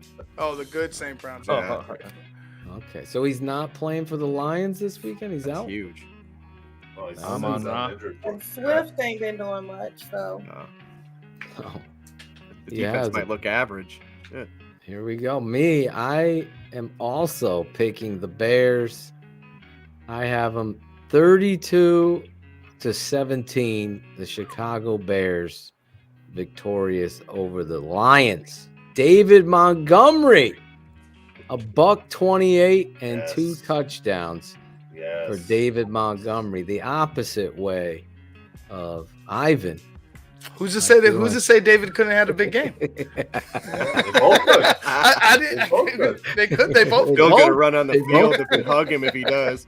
All right, wait. So, do you guys think it's been 4 games now, right? 200 plus rushing yards. Are we doing it again? Absolutely. They have to do 5 it. straight games. You got to stick with Justin Fields, man. Yep. What do you got, Shane, to wrap up this segment? Brought to you I by have Manscaped. the Chicago Bears 35. 35. Detroit Lions 34. Oh, the 1-pointer. Oh, how you guys are 17 points. These dudes are averaging like 30 points a game. 29.3. Yeah, They got shut out by the Patriots. Yeah. They got shut out by the Patriots. Right. Listen, I believe in the Chicago Bears this week. Yeah, but I'm there. Cairo's going to win it off last second. Justin Fields' big run to set up a field goal. But my bold prediction is Mr. Chase Claypool, 6 receptions, 122 yards, 2 touchdowns. Wow. They're going to open him up big time. Yeah, he was a star. Bullets. It's predicting Travis Gibson with a fumble recovery TD. But he's talking about his college game. Bullets. Yeah, most definitely. Bullets world. He's not in the NFL yet. Still in college. Still waiting. Yep. Cairo and Justin co-MVP. Cairo has not missed a kick. All year long. You just fucked him over, Claudio. Thanks a lot. Gary, where are you? They talked about that on the broadcast. They said inside of 40, he's perfect. And I said to Riley, I'm like, I said it too. It's over. Claudio. It's over. That was my bold prediction last week. That's why I'm confident saying it, because he still hit it with them saying it on the Logan. He wasn't Coming on the plane after Dallas, Shane. Mesmerizing. Best part, mesmerizing. I'd play that one of Greg with the ooh, but I don't want him to get mad. I hate that drop. Anyway, probably get mad you brought it up. We had to make room. I love Cherie's mom. All of these are me now. Thanks, guys. Basically. Phil acts like that's not. There you go. Yep, I like it. Going with Zorich. You know who we have to catch? I think all of us have been caught but Shane. I know. What with a drop? No, what was that one that we had? That was with me. We had one a while ago. Give me some fucking names. Give me some fucking names. Yeah, that one's probably gonna get me killed when I meet Olin in person, but Then let me do what I hired to do. I'm just a fan. I'm not a football evaluator. God. Oh shit, George. Hey, I'm Shoutouts. Let's wrap this puppy up. Yes. Let's start with Cherie, the lady of the house. Aw, thank you. Shout out to, first and foremost, I'm mad at you, Shane, but I'm shouting you out because I do appreciate the kindness that you showed me and you looking out for me. So I appreciate that. I don't have to tell everybody what I'm talking about, but thank you, Shane, even though I didn't want you to help me out. Just so y'all know, Shane is a teddy bear. Don't let all of that. Ain't that the truth, Cherie? Fool you. Shane is a teddy bear. I got pictures. He's coming on the plane. He's mesmerized. Was he a furry? Are you a furry, Shane? He's a man. He's a furry. Oh, man. Cherie knows. And thank you, Phil, for linking me up with Jim. Jim, thank you again for the tickets. And Phil, just for looking out for everything you made connections for me. So I do appreciate both of you and what this network has brought to me. So, and the opportunities going to games, meeting people. I'm really loving being a part of the network and being a part of this family. And I thank you, too, for bringing me in and allowing me to be a part. And thank you guys, Ivan, Claudio, Alan, Jackal, even though I know he's not here, CK. It was fun hanging out at the game with you. So thank you all for just embracing me as a part of the family. That's my shout out. Beautiful. I'm so happy to have you on, and thank you for always being. Fuck yourself. So mean. Cherie left poor Cars out. Oh, I'm sorry,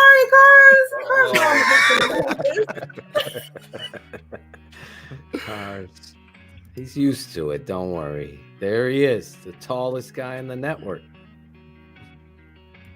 Actually, Claudio's getting a shiv in his back. He's got Ron G's friggin' knife behind there, right? No, that's why I'm like, Fucking audio equipment's not working. Just get in the basement, Claudio. Ron G is mesmerized motherfucker right here. So is Claudio. Yo! One of my biggest regrets last year's tailgate party was Ron G was the first one that showed up. He goes, all right, man, everything's good to go. Everybody should roll. I'm like, dude, your fucking feed is horrible. Motherfucker. motherfucker. That's so mad. It's so great. Unless that dragon was fucking a goat. He was fired up. That was pre-Bratcher days last year. Yeah, that was back when the 12-15 Empire was still alive. That's what I was trying to go. Actually, I was trying to go to that tailgate to hang out with you guys. I just couldn't make it. I wanted to get That there. would have been nice. Yeah. Now we meet you this weekend. Absolutely. Those of you just tuning in, 525 South Wabash Street. Did I say it right? Wabash. Wabash. Wabash. Bash. Yeah. Oh my God. Like Basham. Wabash. We're gonna Like bash. Terrell Basham. There you go. Wabash. There it is. Look at you go. There you There go. it is. You know why I do it wrong? So 'Cause you're everyone illiterate. will remember it. That's why. You got to be strategizing this shit. Now everybody at the tailgate's going to be like, You're illiterate. let me it's Wabash. It's Wabash. That was Are the you worst here? delayed reaction from literally everybody know, on the right? panel. I'm like, I thought that was pretty fucking funny. It was Nobody funny. said anything. Then Cherie went, then Ivan went, then Claudio went, then Bratcher and Phil was still talking through it. Come on. It must be a region Talk thing, over Ivan. That was a terrible joke. Nope. Must be a. Was not a good joke. Wabash. There you go. Wabash, yeah. In case anyone forgot. Put that Caminator's picture telling back you. up a stabbing Claudio. Smash the like button.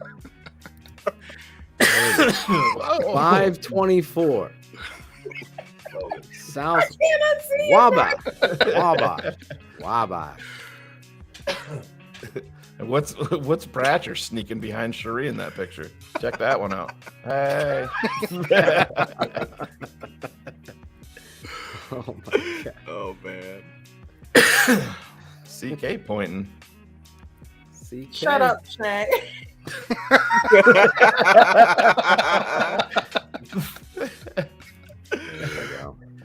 I'm a jerk. Anybody else? Claudio Yeah. the barber. Yeah, shout Bill, out. Bill, it's $25. $25 a Shout out to you, Bill, for not listening. I said earlier, it's $25 for parking. 25. Yep. Bill. You can pay Robin's. 37. Just donate the extra $12 to the box for the donations. Yeah, they have a The- fund there. Okay. They have a Right good there. cause doing. First and 10 tailgating. 8 a.m. We start over there. Get over there. Get out there. Meet Claudio the barber. There you go. Cherie will be there. Ivan will be there. Can I get Jim Laris in there? He's becoming a fan favorite. He doesn't even realize it. Jesus. Claudio, do you got any shout Yeah, I got a couple new guys in the chat. Rich Merowitz. I'm killing your last name. Merowitz. Whoever the What are you, fuck that guy illiterate? is. I know it's ocean in that one. Listen, he was the first in the pre-show chat, so I gotta shout him out. Keys guy, he's always like my cheerleader Keys before guy. I'm about to go up for the open. He's like, "You got this, Claudio. You got this." You're on the air, baby. So I love You're that on. Keys guy. And then I'm gonna shout out my parents. They're actually in the air across the Atlantic right now, going to Italy. So love you. I'll talk to you when you guys get there. And that's about it. There you go. Claudio the barber. Yes, sir. Ivan Vargas, shout outs. Yeah, shout out to, I'm just going to echo Cherie. Cherie said it all. I don't really need to say much more. Shout out to you guys. Shout out to Angelo for finally getting to Hooters after 2 years. So, yeah, shout out to you guys. Can't wait to see you. It's going to be a fun weekend. Gonna have a blast. Alan Bratcher, you have a shout out. I'm gonna piggyback off of what Ivan said too. Can't wait to do it, but I got to give one shout out to my buddy Logan Frost. Get in Thank you somebody's for the ass tick- today.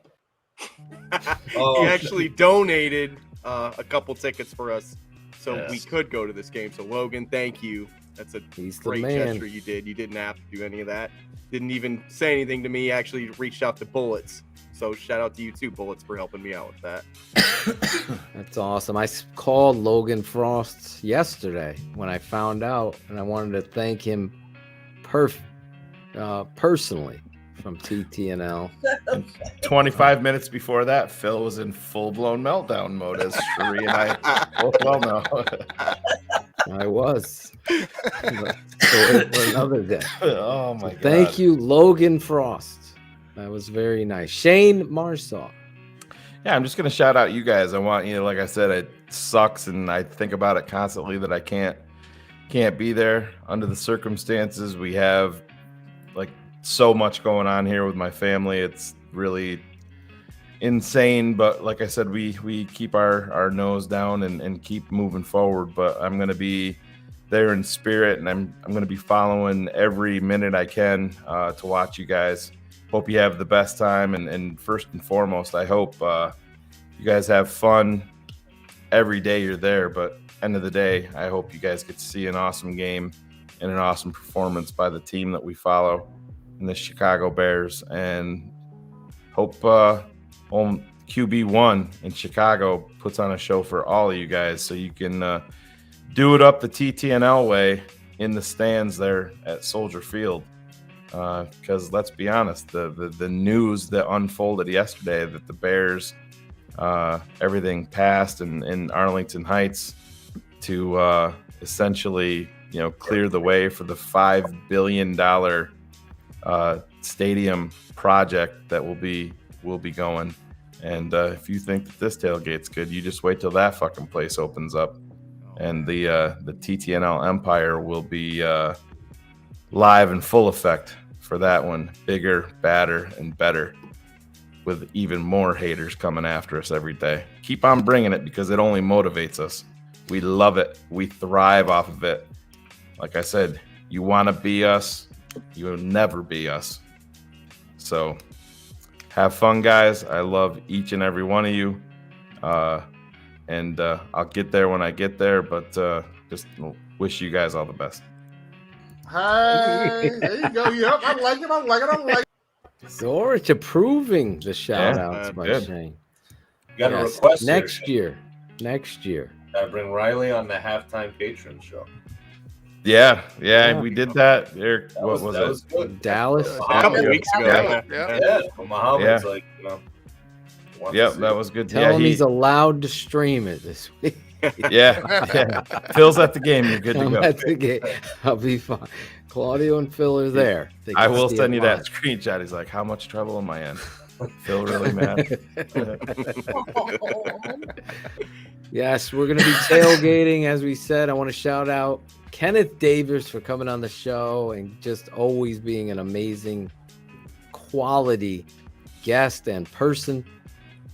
I love that guy. Can't wait to see him. I want to thank our guy Bear Mysterio, and can't wait to meet him in person and thank him for allowing us to join the Fat Tailgate, 524 South Wabash Street. There you go.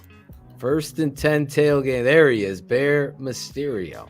We were hoping to have him on the show tonight, but apparently he's got a flight and he feels so bad. But don't even stress about it, bro. We'll see you live and direct this Sunday before Bears Lions.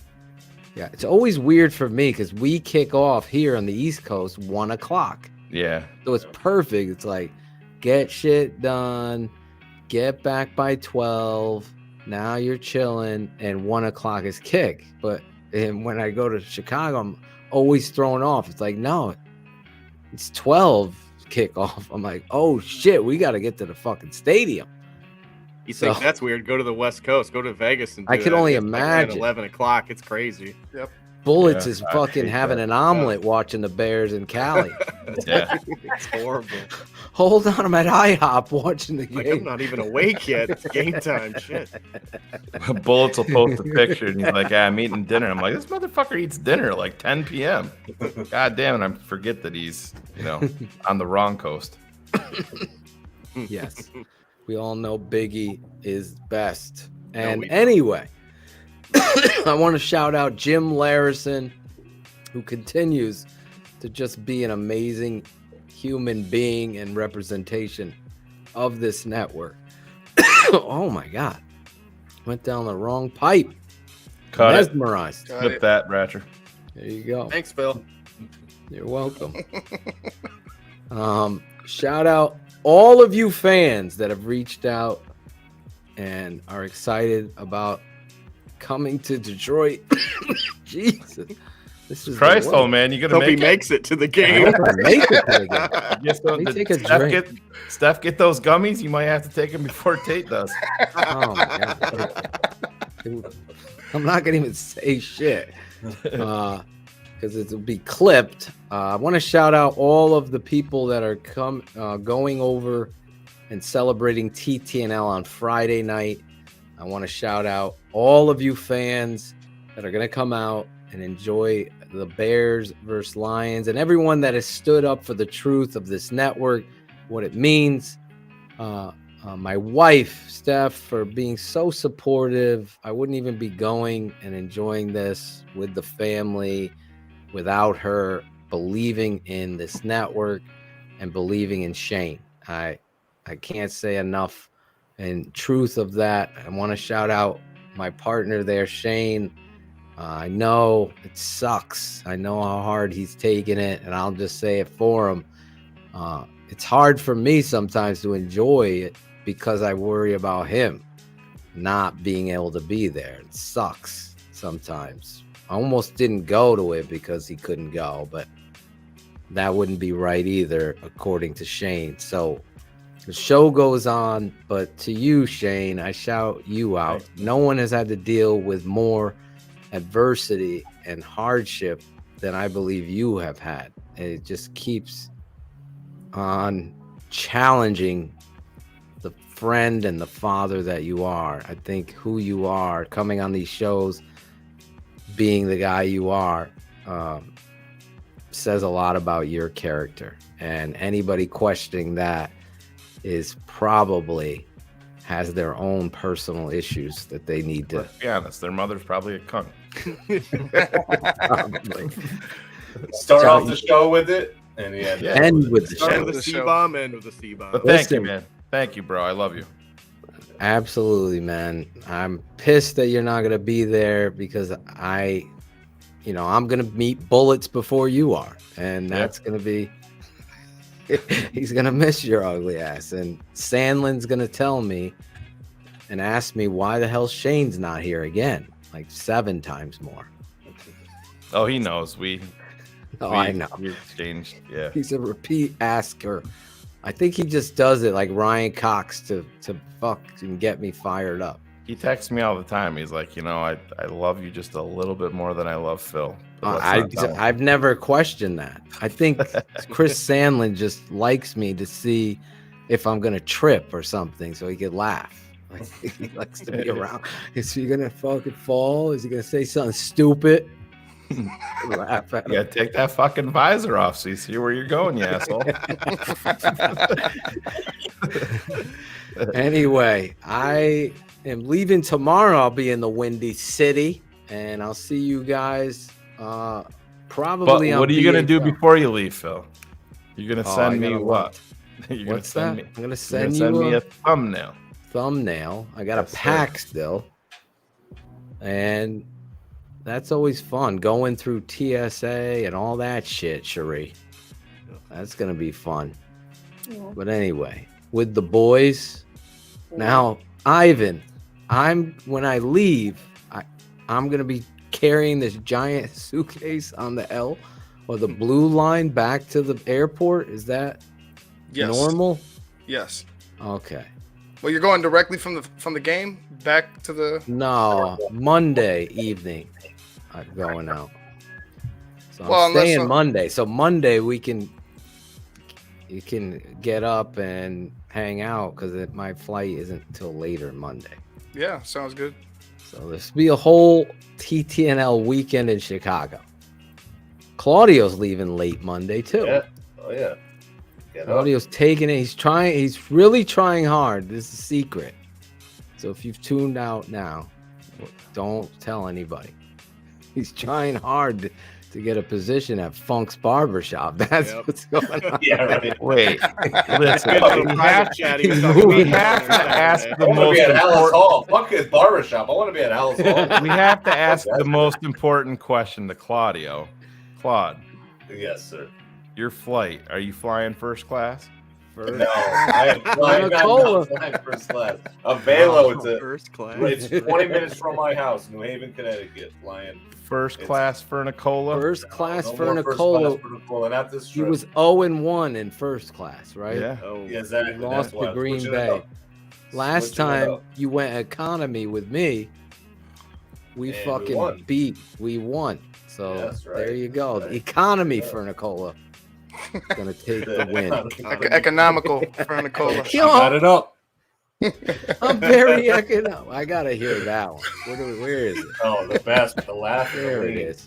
No, we're very economical, my family.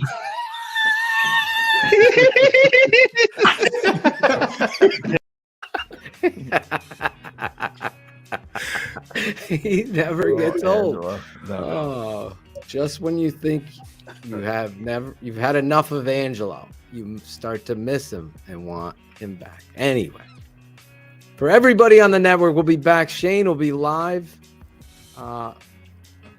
And Christopher Jack tomorrow with Chris Jagger. You'll be live tomorrow with Cars Keys. Cars Keys. Yeah. Obviously, we will be in Chicago. Keep it tuned in, locked in. Next week, we'll be talking all about the trip. Ron G, I'm going to ask some of you guys to film Friday night, capture some moments on video so we can have Ron put this together for Wednesday night show next week. We would be a complete ball drop if we didn't do that, guys, with the guests that we have and Jim and his wife and all of that. It's got to get done. I'm super excited about it. Cherie's mom's going to be in the house, the kids, Car's wife. Get to meet Cars' wife. Steph. I thought it was catfish. Steph versus Steph. Steph versus Steph. The Stepford wives. Yeah. Steph wives. Anyway, for everybody, we'll see you. Hopefully, if you're coming out, reach out, DM any of us. We'll keep you posted. If you forget where 525 South Wabash is, then you're totally lost. I don't know what to tell you. What time? What time? 524, Phil. 524 South Wabash. You get the name right and the number wrong. One or the other, Cherie. 8:00 a.m. We'll be there. We love you. We'll see you next week.